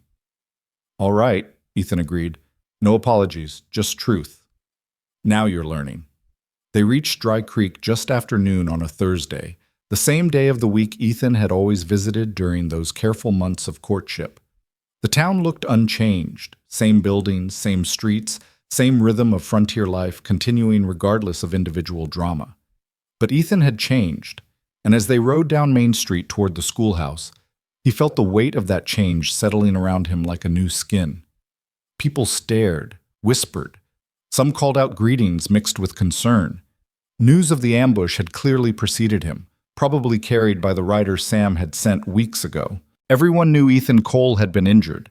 Everyone was curious about how bad it was, whether he could still work, whether he'd retreat back to his ranch in isolation. Ethan ignored them all. His focus was singular, absolute. The schoolhouse door was closed, class in session. Ethan dismounted carefully, his leg protesting the movement, and limped toward the building with Sam trailing behind. He knocked once, waited. Heard Margaret's voice call out. "Come in." Ethan opened the door. 20 children's faces turned toward him, curious and startled. And there, at the front of the room by the blackboard, was Margaret. She looked exactly the same. Dark hair pinned back, practical dress, sharp eyes that missed nothing. But when those eyes landed on Ethan, taking in his limp, his splinted leg, his arms still held carefully against his chest, the weight he'd lost, the pallor that hadn't quite faded, something cracked in her expression. "Children," she said, her voice remarkably steady. "Please take out your readers and begin chapter 7, quietly. I'll be just outside." She crossed the room in measured steps, her control absolute, and gestured for Ethan to follow her out onto the schoolhouse steps. The door closed behind them. Margaret turned to face him, and then, without warning, she broke. Not crying, not collapsing, just a sharp, shaking breath, and a hand pressed hard against her mouth, as if holding back words that might shatter both of them. "I'm here," Ethan said quietly. "I came back."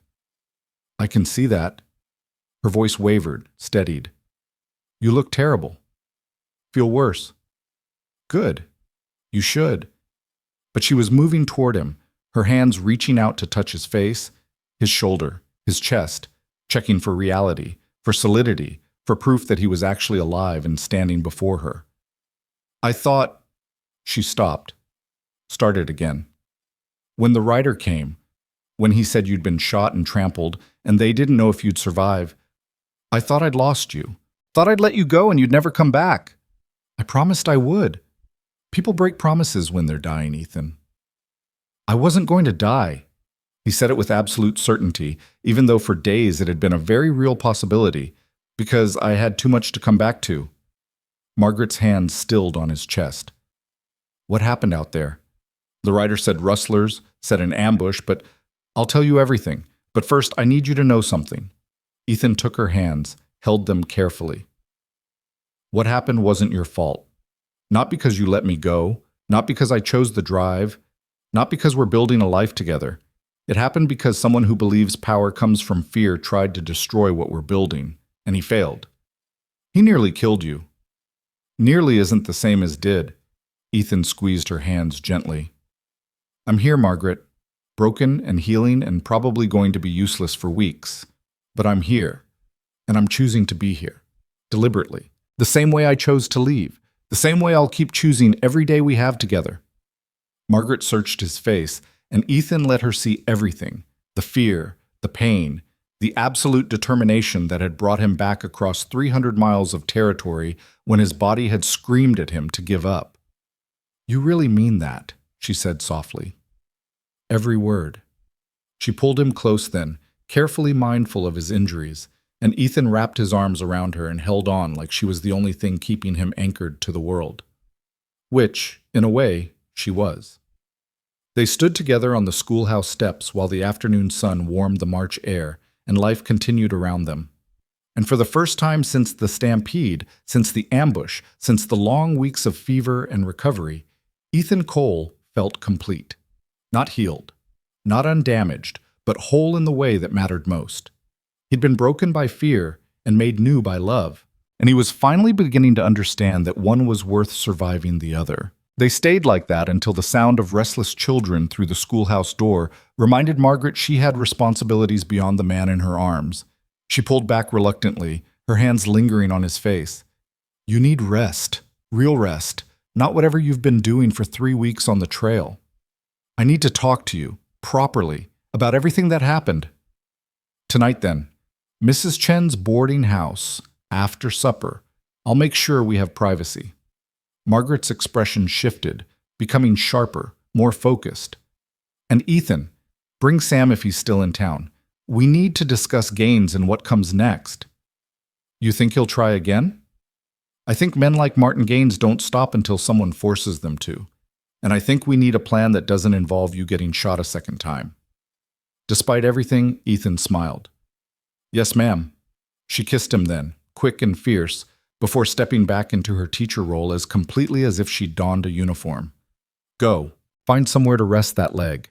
And Ethan, I'm glad you're alive. Me too. Sam had secured them rooms at the boarding house, and Ethan spent the afternoon lying on an actual mattress for the first time in weeks, his body slowly remembering what it felt like to be horizontal without canvas overhead. Sleep came in waves, interrupted by pain and restless dreams, but underneath it all was a profound sense of relief. He was home. Whatever came next, he'd face it here, with Margaret, instead of alone in the mountains, convinced isolation was safety. That evening, Ethan limped down to the boarding house's small dining room where Mrs. Chen had set aside a corner table for privacy. Margaret was already there, changed into a simple blue dress, her hair still pinned but with those familiar loose strands escaping around her face. Sam arrived moments later, looking tired but alert. So, Margaret said once they were all seated, tell me everything. Ethan did. He spoke about the drive, the storm, the stampede that should have been tragedy, but had instead revealed something about who he was capable of being. He described the ambush, the hired guns Dutch had recognized, the bullet and the fever, and the long weeks of recovery when death had seemed easier than survival. Margaret listened without interrupting, her face growing harder with each detail. When Ethan finished, she was quiet for a long moment. Gaines orchestrated this. You're certain? Can't prove it in any way that would hold up legally, Sam said. But the men involved were known to take his money in the past. The timing was too convenient, and Gaines has been spreading rumors since Ethan left town, saying the ranch would fail, that Ethan was in over his head, that this whole cattle drive was a desperate gamble by a man who'd let sentiment make him weak. He's creating a narrative, Margaret said thoughtfully, one where Ethan's relationship with me is the cause of his downfall. We're choosing connection over isolation equals failure. Exactly. And if Ethan had died out there, that narrative would have been complete, would have served as a warning to anyone else thinking about changing their ways. Ethan felt something cold settle in his chest. This isn't just about me and you, is it? It's bigger than that. Much bigger, Margaret agreed. Gaines represents a particular kind of frontier masculinity, One that says strength comes from domination, control, and emotional isolation. You represent something different, something that threatens the entire structure of power he's built his life around. What do we do about it? We tell the truth, publicly, completely. We expose what happened on that drive, who was likely responsible, and why it matters. Margaret leaned forward, her voice intense. But more importantly, we show that you survived, that choosing vulnerability didn't destroy you, that love and connection can coexist with strength and capability. Sam nodded slowly. There's a town meeting next week. We could bring it up then, force Gaines to respond in front of the whole community. He'll deny everything, Ethan said. Of course he will. But denial isn't the same as disproving. If we present the facts clearly, the timeline, the hired guns Dutch recognized, the pattern of harassment toward Margaret, people will draw their own conclusions. It was a risk, a significant one. Confronting Gaines publicly could backfire spectacularly, could turn the town against them, could result in violence that would make the ambush look gentle.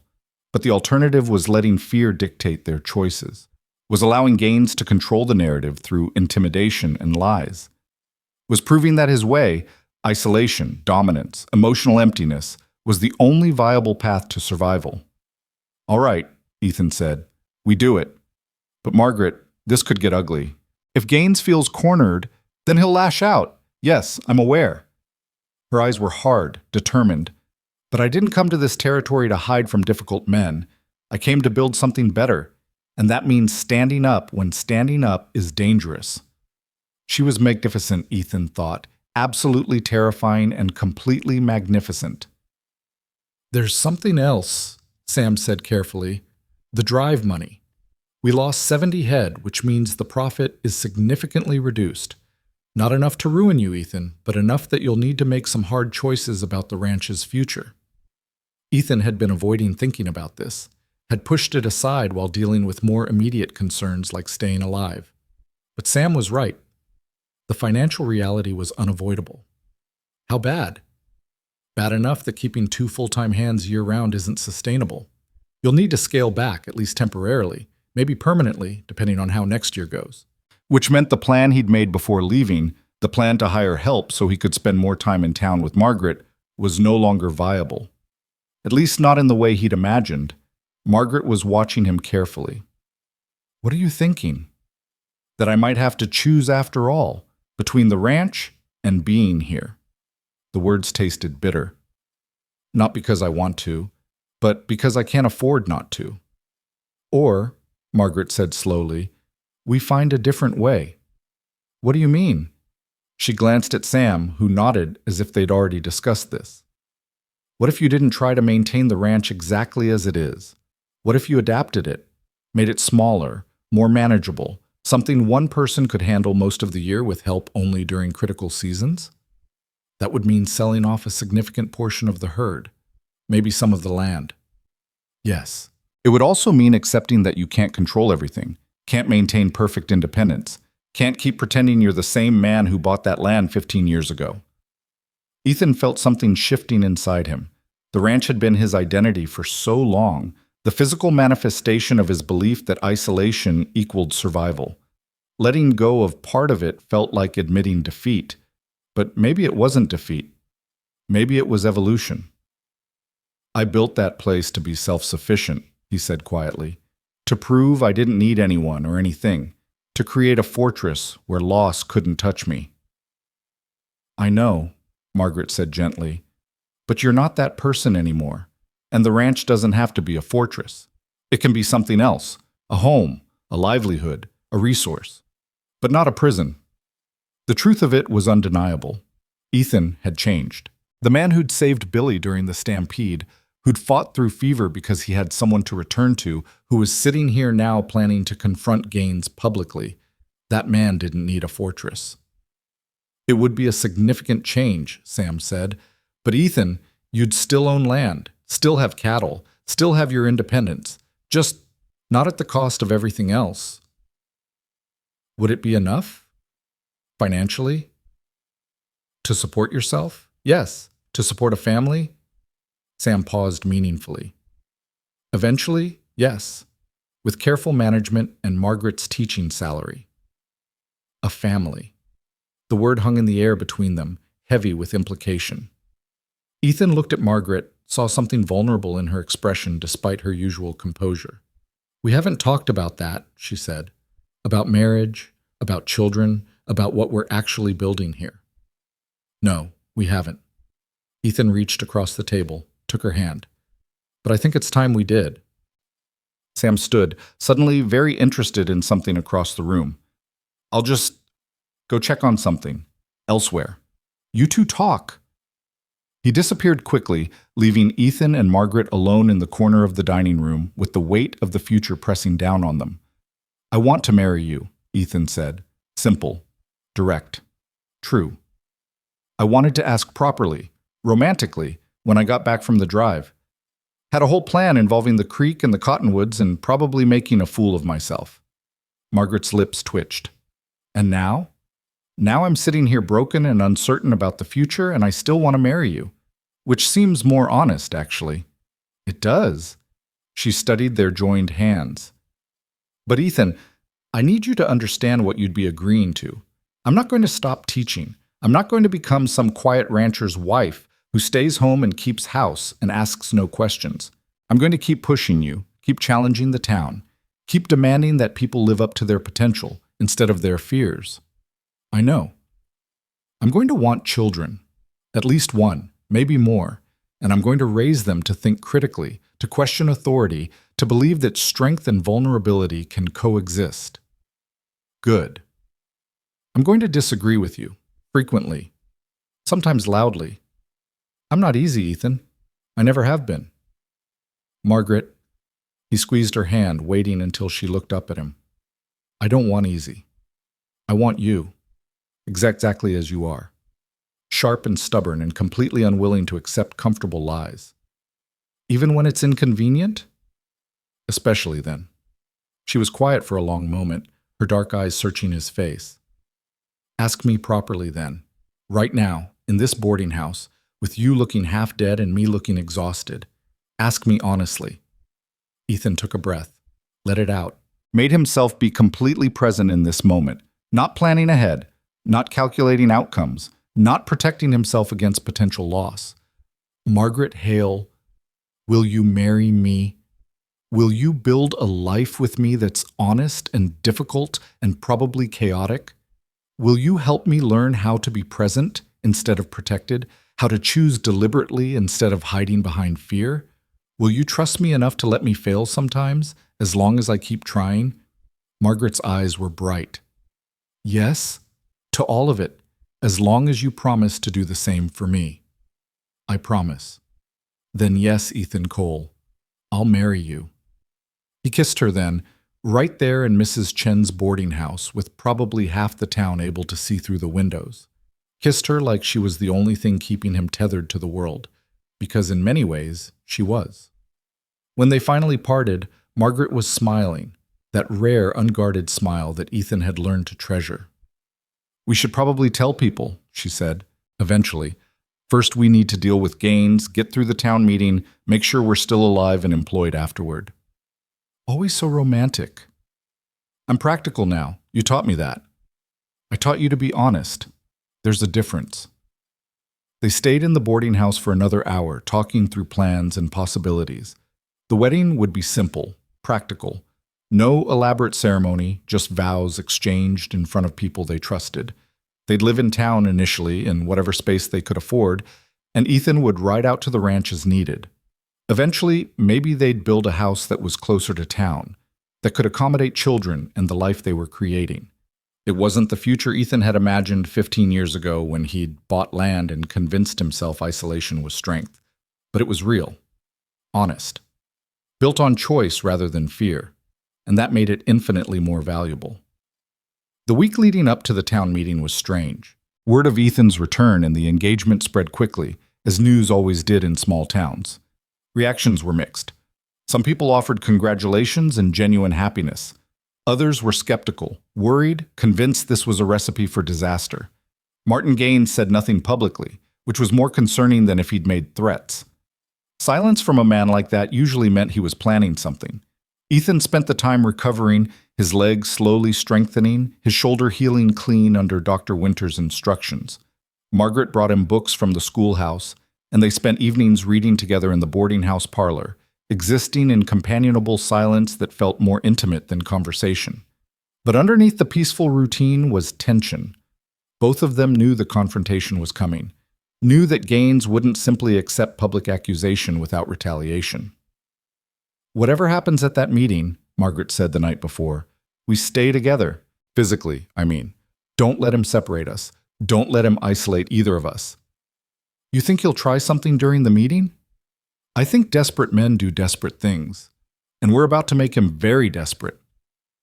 The meeting was held on a Saturday evening in the largest building in town, the church that doubled as a community hall. By the time Ethan and Margaret arrived, walking in together with Sam flanking them protectively, the room was already packed. Every rancher, shopkeeper, and concerned citizen in the territory seemed to be present.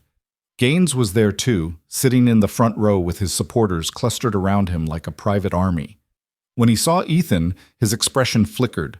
Surprise, quickly masked, followed by something harder. Calculation. Sam had arranged for Dutch Keller to attend, and the grizzled trail boss stood near the back wall, his presence a silent testament to everything that had happened on the drive. A few other men from the cattle drive had come too, men who'd seen the ambush, who'd helped Ethan survive. The meeting started with routine business: water rights, road maintenance, territorial taxes. Ethan sat with Margaret's hand in his, feeling his heart rate climbing as they approached the moment when Sam would bring up what really mattered. Finally, Sam stood. "Before we conclude, there's something the community needs to hear about the cattle drive, about what really happened out there." The room went silent. Sam spoke clearly, methodically, laying out the facts. The storm, the stampede, Ethan's injury saving Billy, and then the ambush, the hired guns, the timing, the clear evidence of planning and coordination. "Dutch Keller recognized two of the men involved," Sam said. "Known criminals who've worked for certain parties in this territory before. This wasn't random violence.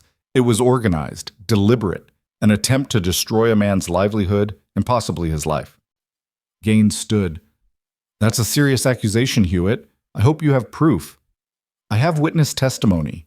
I have the physical evidence of Ethan's injuries. I have the fact that those hired guns disappeared immediately after the attack, which suggests they had somewhere safe to run to. None of that proves anything about who hired them." "No," Sam agreed. "But it does establish a pattern. Ethan starts courting Margaret. Gaines expresses interest in Margaret. Margaret rejects Gaines. Suddenly, Margaret's brake line is cut. Then Ethan announces he's restructuring his life to be present in town. Suddenly, he's ambushed during a critical cattle drive. Either that's remarkable coincidence or it's calculated intimidation." Murmurs rippled through the crowd. People were making connections, reassessing old assumptions. Gaines's face had gone red. "You're accusing me of attempted murder based on coincidence and speculation. I'm asking the community to notice patterns and draw their own conclusions." "This is absurd. I'm a respected member of this town. I've contributed more to its development than some hermit rancher and an Eastern schoolteacher who doesn't understand frontier life." "That Eastern schoolteacher," Margaret said, standing up, her voice cutting through the growing noise, "understands that civilization isn't built on intimidation and violence. It's built on trust and accountability. And right now, Mr. Gaines, I'm asking you to be accountable." "For what?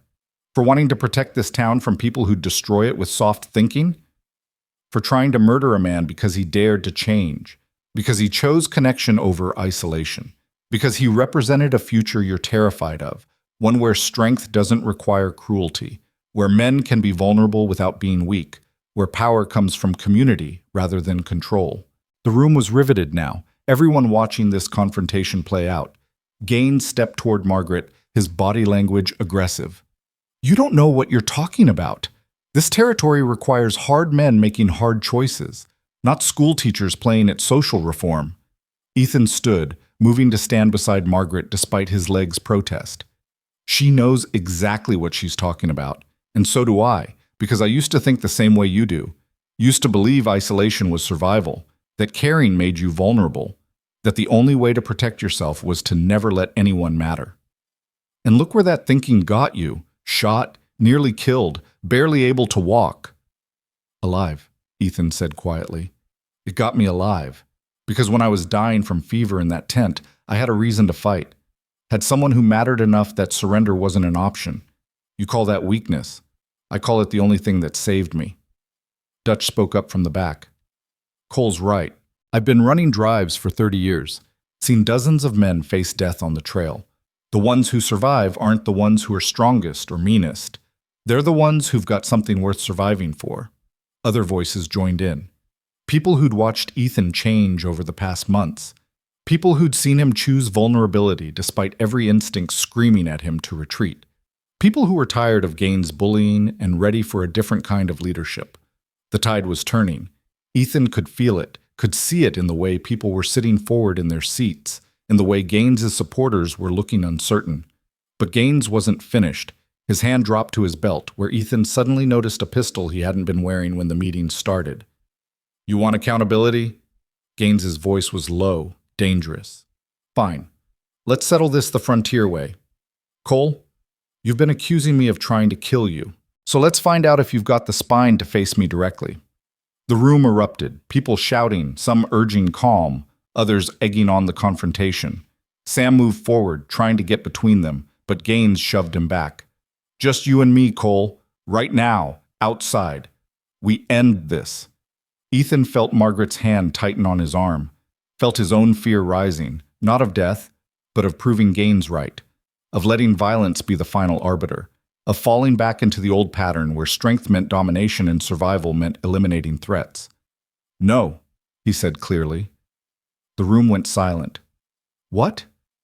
Gaines looked genuinely confused. I said no, I'm not going to fight you. Not going to let you turn this into some demonstration of frontier masculinity where whoever's faster with a gun wins the argument. You're a coward. Maybe. Or maybe I just understand that real strength isn't about who can hurt who worse. It's about building something that lasts, something that doesn't require violence to maintain. You're weak. You've let this woman make you weak. She's made me honest.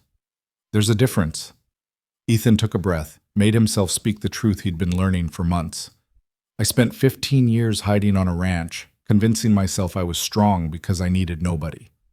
But I was just scared, terrified of being hurt again, of losing what I cared about.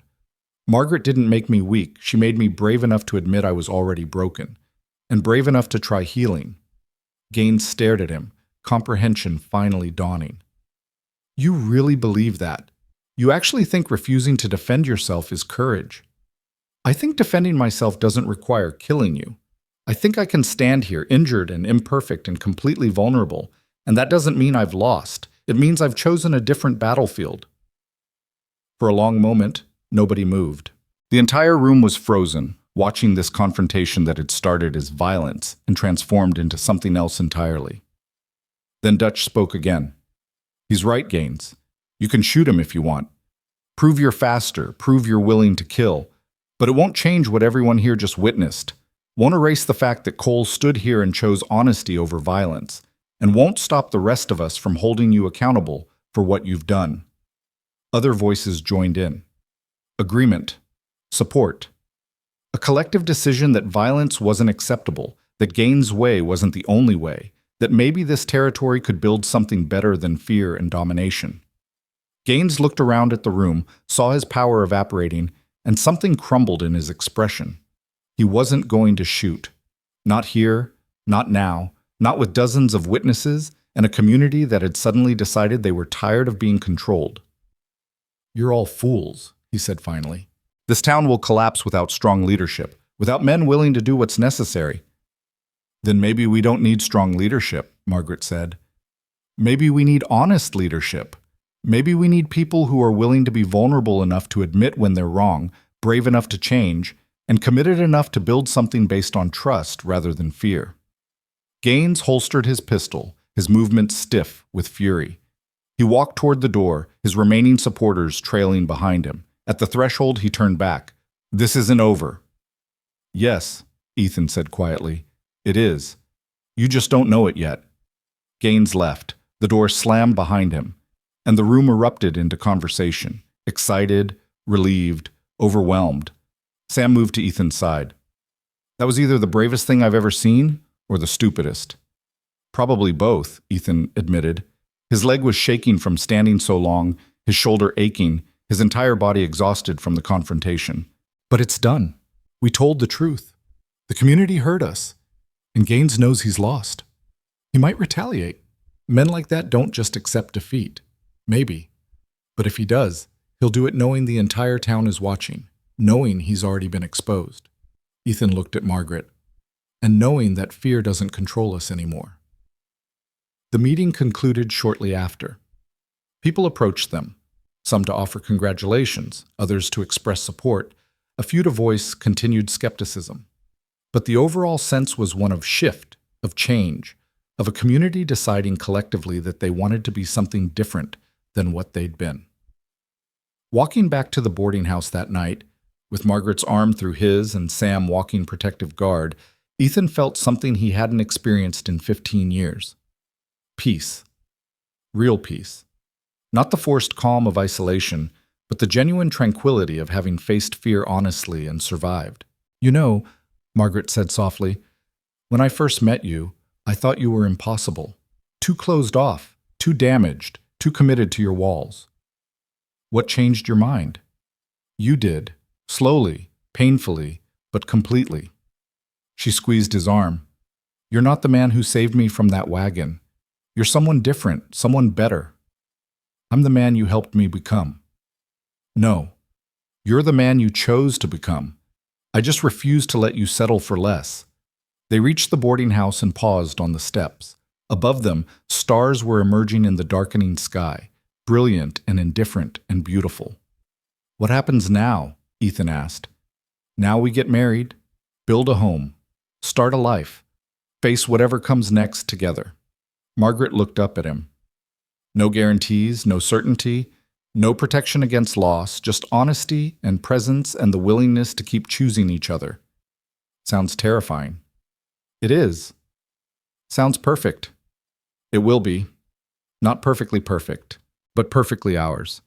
Ethan kissed her there on the boarding house steps, with the whole town potentially watching and not caring in the slightest. Kissed her like she was his salvation and his challenge and his future all rolled into one fierce, brilliant, impossibly stubborn woman. When they parted, Margaret was smiling. Welcome home, Ethan Cole. And this time, finally, Ethan believed it completely. They married 3 weeks later on a Tuesday morning in April when the cottonwoods along the creek were just beginning to leaf out, and the air smelled of thawed earth and new grass. It wasn't the elaborate affair some townspeople had expected. No white dress imported from back east, no elaborate ceremony, no reception that went on for hours. Just Margaret in a simple gray dress she'd sewn herself, Ethan in his cleanest shirt and vest, and 20 people gathered in the schoolhouse where they'd first begun learning how to be honest with each other. Sam officiated, reading from a passage Margaret had chosen about partnership and choosing deliberately. Dutch stood as witness, along with Mrs. Chen and half a dozen students who'd begged to attend. Billy was there too, the young man Ethan had saved during the stampede, his presence a quiet reminder of what courage actually looked like. Martin Gaines was not invited. He'd left town 2 days after the confrontation at the meeting, selling his land to a consortium of smaller ranchers and disappearing toward Helena with bitter promises that the territory would regret its softness. Some of his supporters had gone with him. Others had stayed, quietly reassessing their positions now that the man who'd defined frontier masculinity for them had proven less invincible than they'd believed. When it came time for vows, Ethan took Margaret's hands and spoke the words they'd written together the night before. I promise to be present, to choose you deliberately every day, even when it's difficult, to be honest about my fears instead of hiding behind them, to build a life with you that's based on trust rather than control, on vulnerability rather than strength, on partnership rather than dominance. Margaret's eyes were bright as she responded, I promise to challenge you, to never let you retreat into comfortable silence, to demand that you live fully instead of merely surviving, to be your partner in building something real, messy and complicated and absolutely worth every risk. They exchanged simple gold bands that Ethan had commissioned from the town's metalsmith, engraved on the inside with a single word, choose. A reminder that love wasn't something that happened to you, but something you decided on repeatedly, deliberately, in the face of fear and uncertainty and all the ways the world tried to convince you isolation was safer. When Sam pronounced them married, Ethan kissed his wife with a sense of rightness that felt like coming home after a lifetime of wandering. The gathered witnesses cheered, the students giggled, and somewhere in the back Mrs. Chen was definitely crying despite her insistence that she never got emotional at weddings. The reception was held in the boarding house dining room, where Mrs. Chen had prepared an elaborate meal that probably violated several contracts about appropriate use of communal space. But nobody complained. The town had watched Ethan and Margaret's relationship develop with varying degrees of skepticism and support, and now that they'd actually married, there was a collective sense that maybe different wasn't dangerous. Maybe change was possible. Maybe the frontier could be more than just survival. Dutch raised a glass during the informal toasts. Known a lot of cowboys in my time, most of them tough as leather and about as flexible. But Cole here, he gestured toward Ethan with his whiskey. He figured out what most men never learn, that real strength isn't about never bending. It's about bending without breaking, about being honest enough to admit you need help, brave enough to accept it, and stubborn enough to keep trying even when it's hard.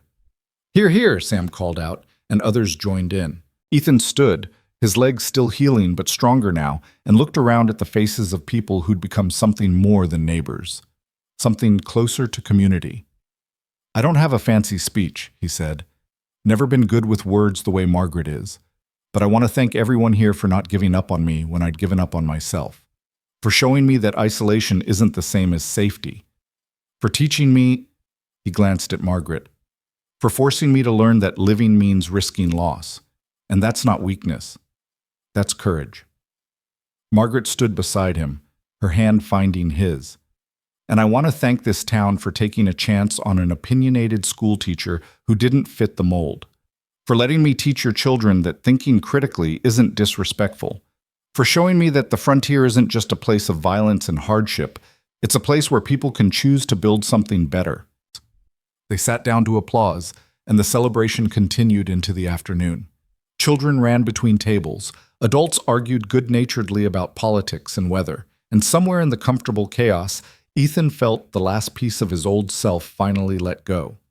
He wasn't the man who'd bought land 15 years ago, convinced solitude was survival. He wasn't even the man who'd stopped a runaway wagon last October out of reflex rather than deliberate choice. He was someone new, forged through pain and love, and the relentless honesty of a woman who'd refused to let him hide. That night, in the small room they'd rented on the second floor of the boarding house, Margaret unpinned her hair and turned to face him. "Are you scared?" "Terrified," Ethan admitted. "But not of you, of failing you, of not being the partner you deserve." "Good. Because I'm scared too. Scared I'll push too hard, demand too much, forget that you're still learning how to be present." She moved closer. "But Ethan, we don't have to be perfect. We just have to be honest. I can do honest. I know. That's why I married you." They made love slowly, carefully, mindful of Ethan's still healing injuries and the newness of this intimacy. It wasn't the passionate collision Margaret had read about in novels or the expert performance Ethan had worried he couldn't provide. It was awkward and tender and completely real. Two people learning each other's bodies and boundaries, making mistakes and adjusting, laughing at their own nervousness. Afterward, lying in the dark with Margaret's head on his shoulder, Ethan felt more vulnerable than he'd ever been in his life. And for once, vulnerability didn't feel like weakness. It felt like trust. "I love you," he said quietly. "I don't say it enough, but I do." "I know, you show it in other ways, but I like hearing it too. I'll try to say it more." "Good, because I love you too. Even when you're stubborn and closed off and convinced you need to protect me from things I can handle myself." Ethan smiled in the darkness. "Especially then?" "Especially then." They fell asleep tangled together, and for the first time in 15 years, Ethan slept without nightmares. The months that followed were not easy. Marriage, as it turned out, required constant negotiation and adjustment. They argued about everything: where to live, how to split responsibilities, whether Ethan needed to check on the ranch as often as he thought he did.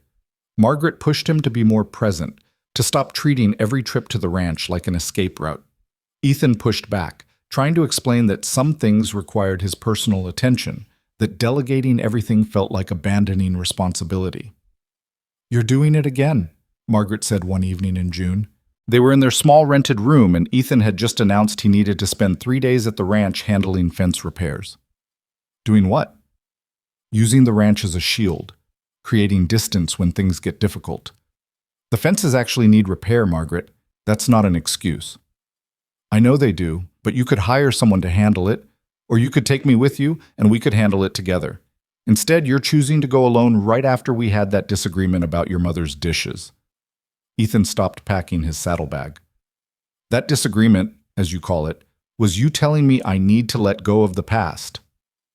I said you need to stop letting the past dictate your present. There's a difference. Is there? Because it felt like you were saying, my grief doesn't matter. Margaret's expression softened. That's not what I meant.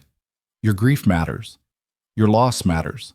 But Ethan, you're still carrying those dishes around like they're the only connection you have to your family. Like if you let them go, you'll lose the memory too. Maybe I will.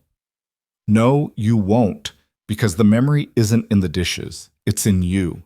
In the choices you make, the life you build, the way you love despite knowing love can be lost. She moved closer. But if you keep treating every object like it's sacred, every change like it's betrayal, you're going to spend your whole life in a museum of the past instead of living in the present. The words stung because they were true. Ethan had been holding on to his mother's dishes, his father's tools, every physical reminder of the family he'd lost, treating them like talismans that could protect him from experiencing that loss again. I don't know how to let go, he admitted quietly. I know, but maybe you don't have to let go completely. Maybe you just have to hold on differently. Use the dishes instead of storing them. Display the tools instead of hiding them. Let the past be part of your present instead of something you're trying to preserve perfectly. It was such a simple suggestion, but it cracked something open in Ethan's chest. He'd been treating his grief like it was fragile, like examining it too closely would shatter him. But Margaret was right. The real fragility was in refusing to engage with it honestly. Come with me, he said suddenly, to the ranch. Help me figure out what to keep and what to let go. Help me turn it into something that's ours instead of just mine. Margaret smiled. Now you're learning. They spent 3 days at the ranch together, and it was the first time Margaret had seen the full scope of what Ethan had built over 15 years.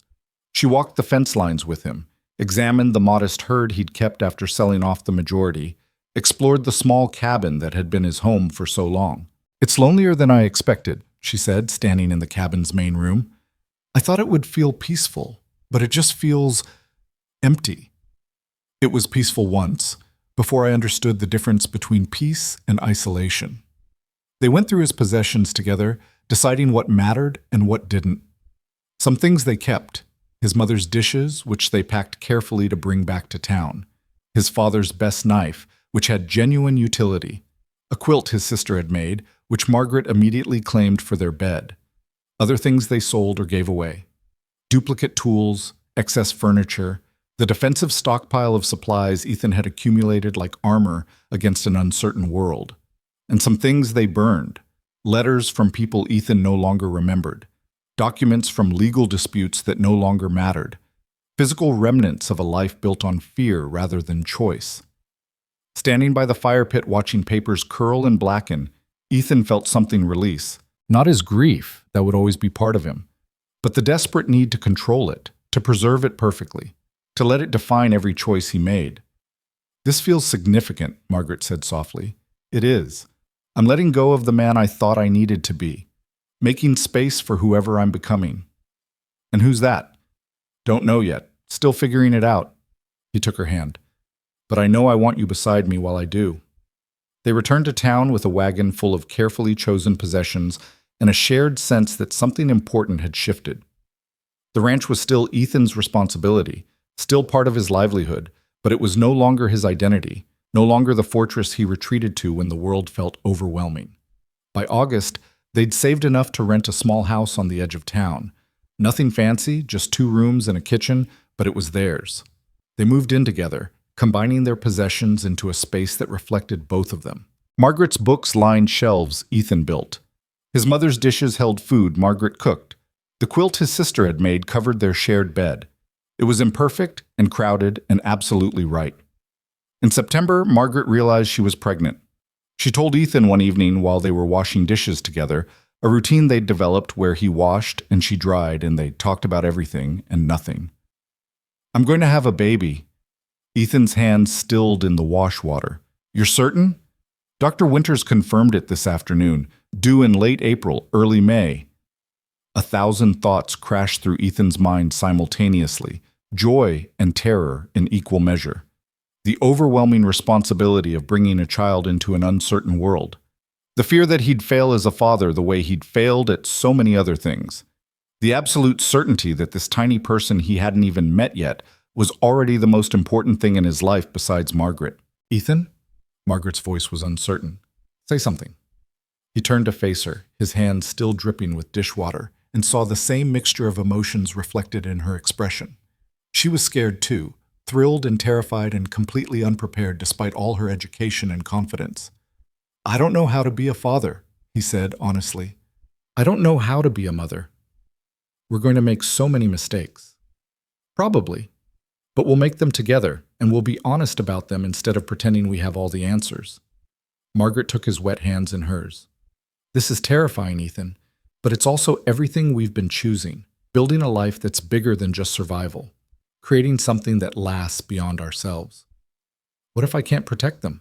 What if something happens and then we'll face it. Together. The same way we've faced everything else." She squeezed his hands. "But Ethan, you can't live in fear of potential loss. You can't let the possibility of tragedy prevent you from experiencing joy.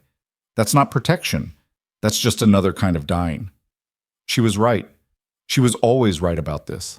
About the difference between caution and fear, between preparation and paralysis. Ethan pulled her close, mindful of the tiny life growing inside her, and made a conscious choice. Not to stop being afraid, fear was natural, protective, human, but to not let that fear dictate every decision, to accept uncertainty as the price of living fully. "We're having a baby," he said, testing out the words. "We are. That's incredible." "It is. I love you, both of you." Margaret laughed, the sound bright with relief and joy. "We love you too." The pregnancy progressed through fall and into winter. Margaret continued teaching as long as she could, finally stepping back in February when her growing belly made it difficult to move between desks. The school board arranged for a temporary replacement, with the understanding that Margaret would return after the baby was old enough. Ethan adjusted the ranch's operations again, bringing the remaining cattle closer to town so he could check on them without being gone for days. He hired Billy part-time, the young man proving surprisingly capable and grateful for the steady work. It wasn't the perfectly independent operation Ethan had once envisioned, but it was sustainable. And sustainability, he'd learned, was more valuable than independence. In March, they had their first serious fight as a married couple. Not about small things. Those arguments had been frequent and relatively easy to resolve. This was about something deeper. Margaret wanted to name the baby after Ethan's mother if it was a girl. Ethan had refused, insisting they should choose a name that was entirely their own, not weighted with history and grief. "You're doing it again," Margaret said, her voice tight with frustration. "You're treating the past like it's contaminated, like honoring your mother somehow means we're trapped by what you lost." "That's not what I'm doing." "Then what are you doing?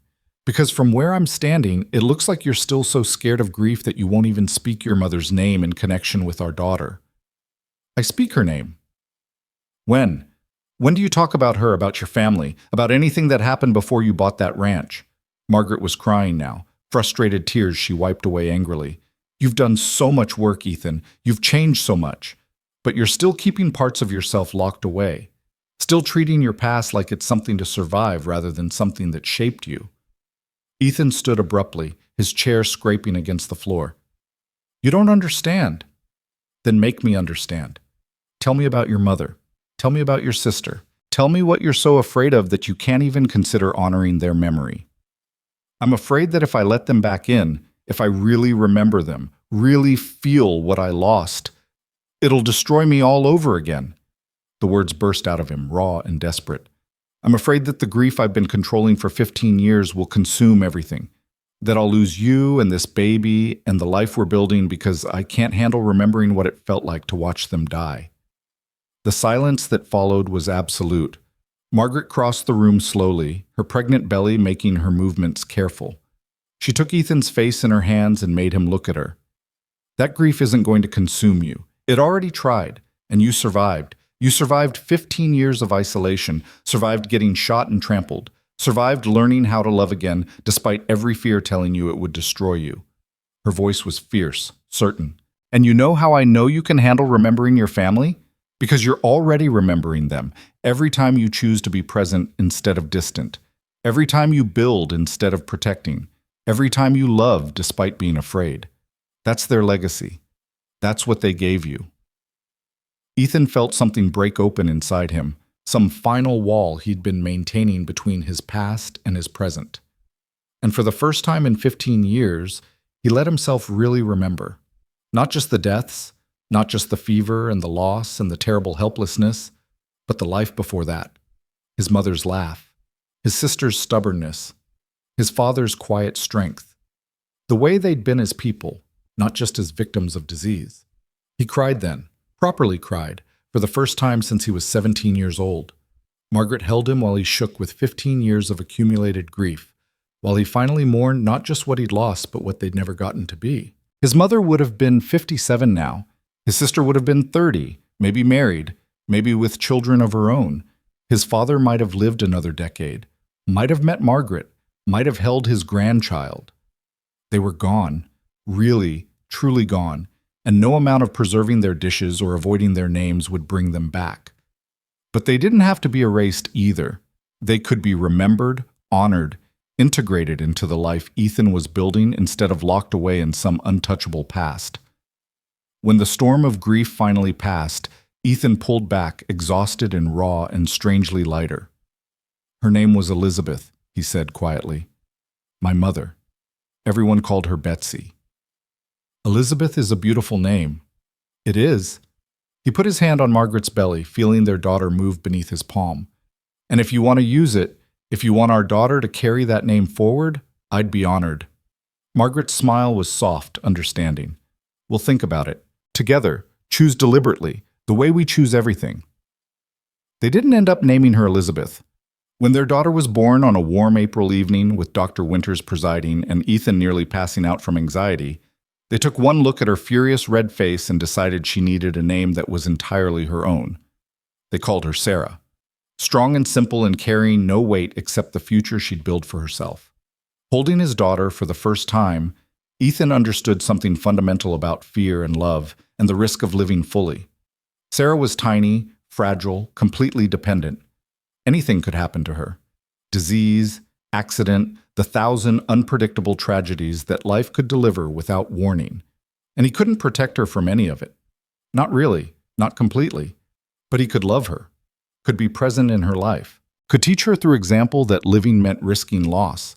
The connection was worth vulnerability, that the only real failure was refusing to try. "She's perfect," Margaret whispered from the bed, exhausted but radiant. "She's terrifying." "That too," Margaret reached for his hand. "But we'll figure it out, together." "Together," Ethan agreed. The first year of Sarah's life was chaos, beautiful, exhausting, overwhelming chaos. Ethan learned to change diapers, to pace the floor at 3 a.m. when she wouldn't sleep, to feel his heart stop every time she coughed or seemed too quiet.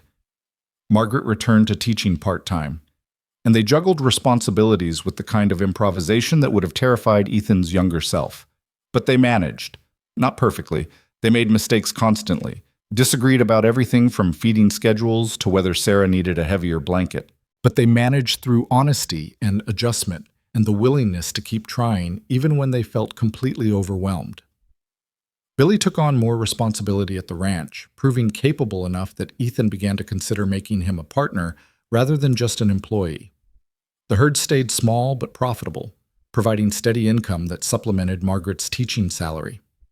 They'd never be wealthy, but they were stable, secure in a way that had nothing to do with isolation and everything to do with community. On Sarah's first birthday, they held a gathering at their small house. Sam came, bringing toys he'd carved himself. Dutch was passing through on another cattle drive and stopped by with stories about the trail. Mrs. Chen brought food enough to feed 20 people despite only a dozen being present.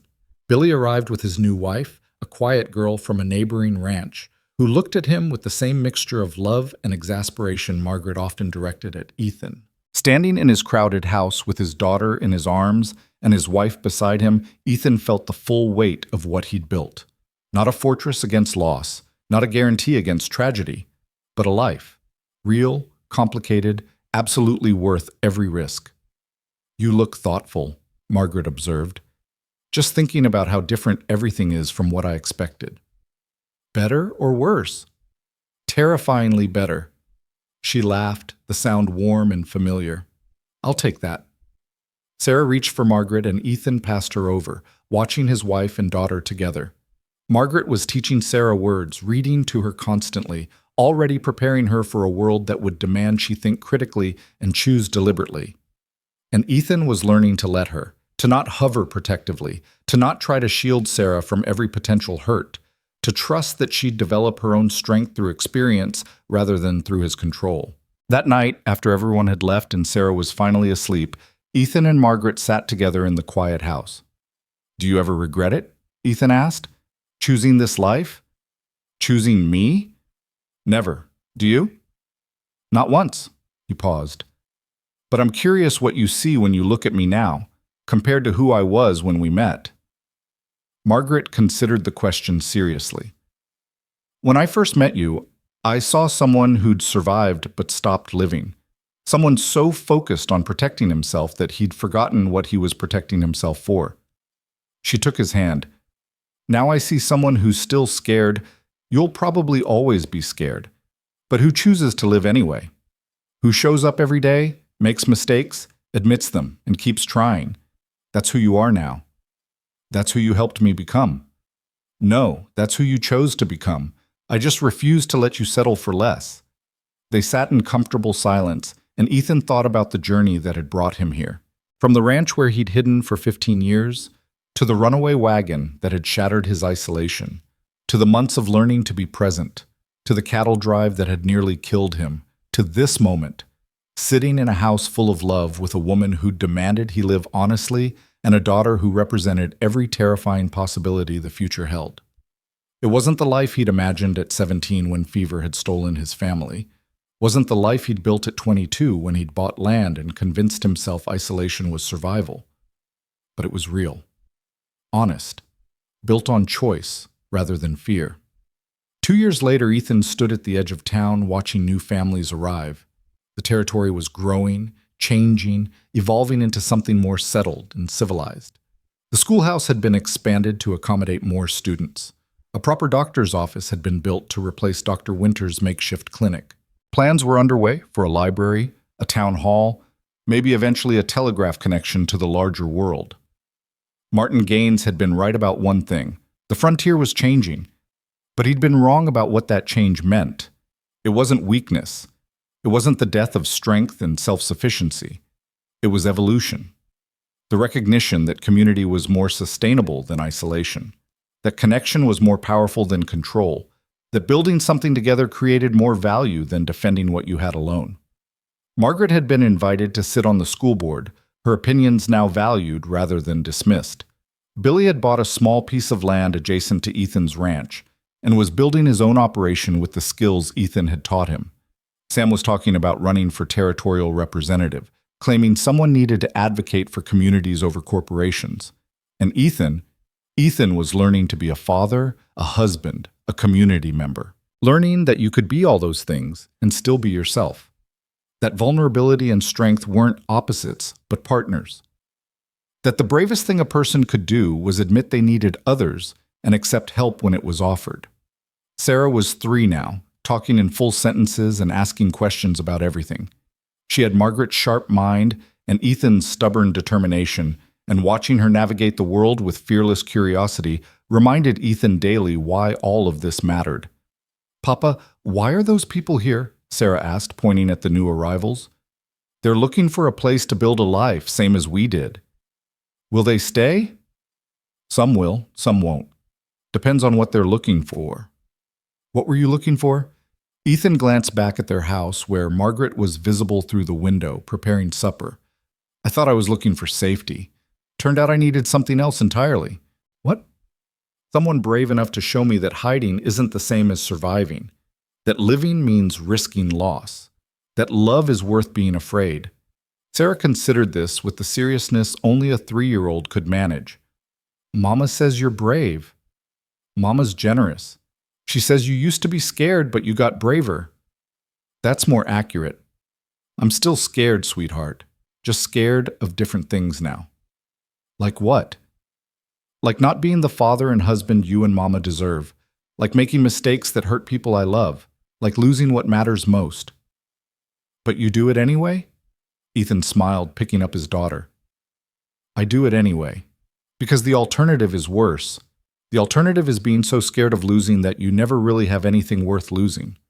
Sarah wrapped her arms around his neck, and Ethan felt the familiar surge of overwhelming love and terror that fatherhood had brought into his life. This tiny person trusted him completely, depended on him for everything, would be shaped by his choices in ways he couldn't fully predict or control.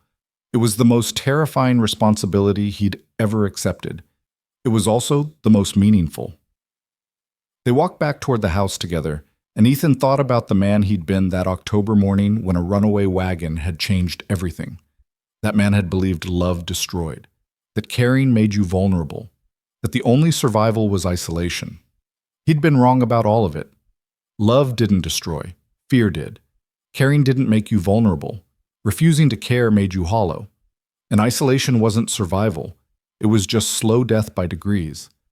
Real survival meant choosing to live fully despite uncertainty, meant building connections knowing they could be broken, meant loving people knowing you could lose them, meant accepting that control was an illusion and the only real choice you had was whether to engage with life honestly or hide from it behind walls that couldn't actually protect you from anything that mattered. That evening, after Sarah was asleep and the house was quiet, Ethan and Margaret sat together on their small porch, watching the sun set over the mountains. "What are you thinking about?" Margaret asked. "About how you whispered that I was too beautiful for you." Margaret laughed. "I never said that. Not out loud, but I saw it in your eyes the first time you really looked at me, like you were surprised someone like me existed." I was surprised. You were so closed off, so determined to be alone. I couldn't understand why. She leaned against his shoulder. Took me months to realize you weren't choosing solitude. You were hiding from fear. And you couldn't let that stand. I couldn't watch another intelligent person destroy themselves with lies. Couldn't let you waste your life protecting a heart that had stopped beating. Ethan was quiet for a moment, absorbing those words the way he'd absorbed them the first time Margaret had said them. But now they carried different weight because his heart wasn't stopped anymore.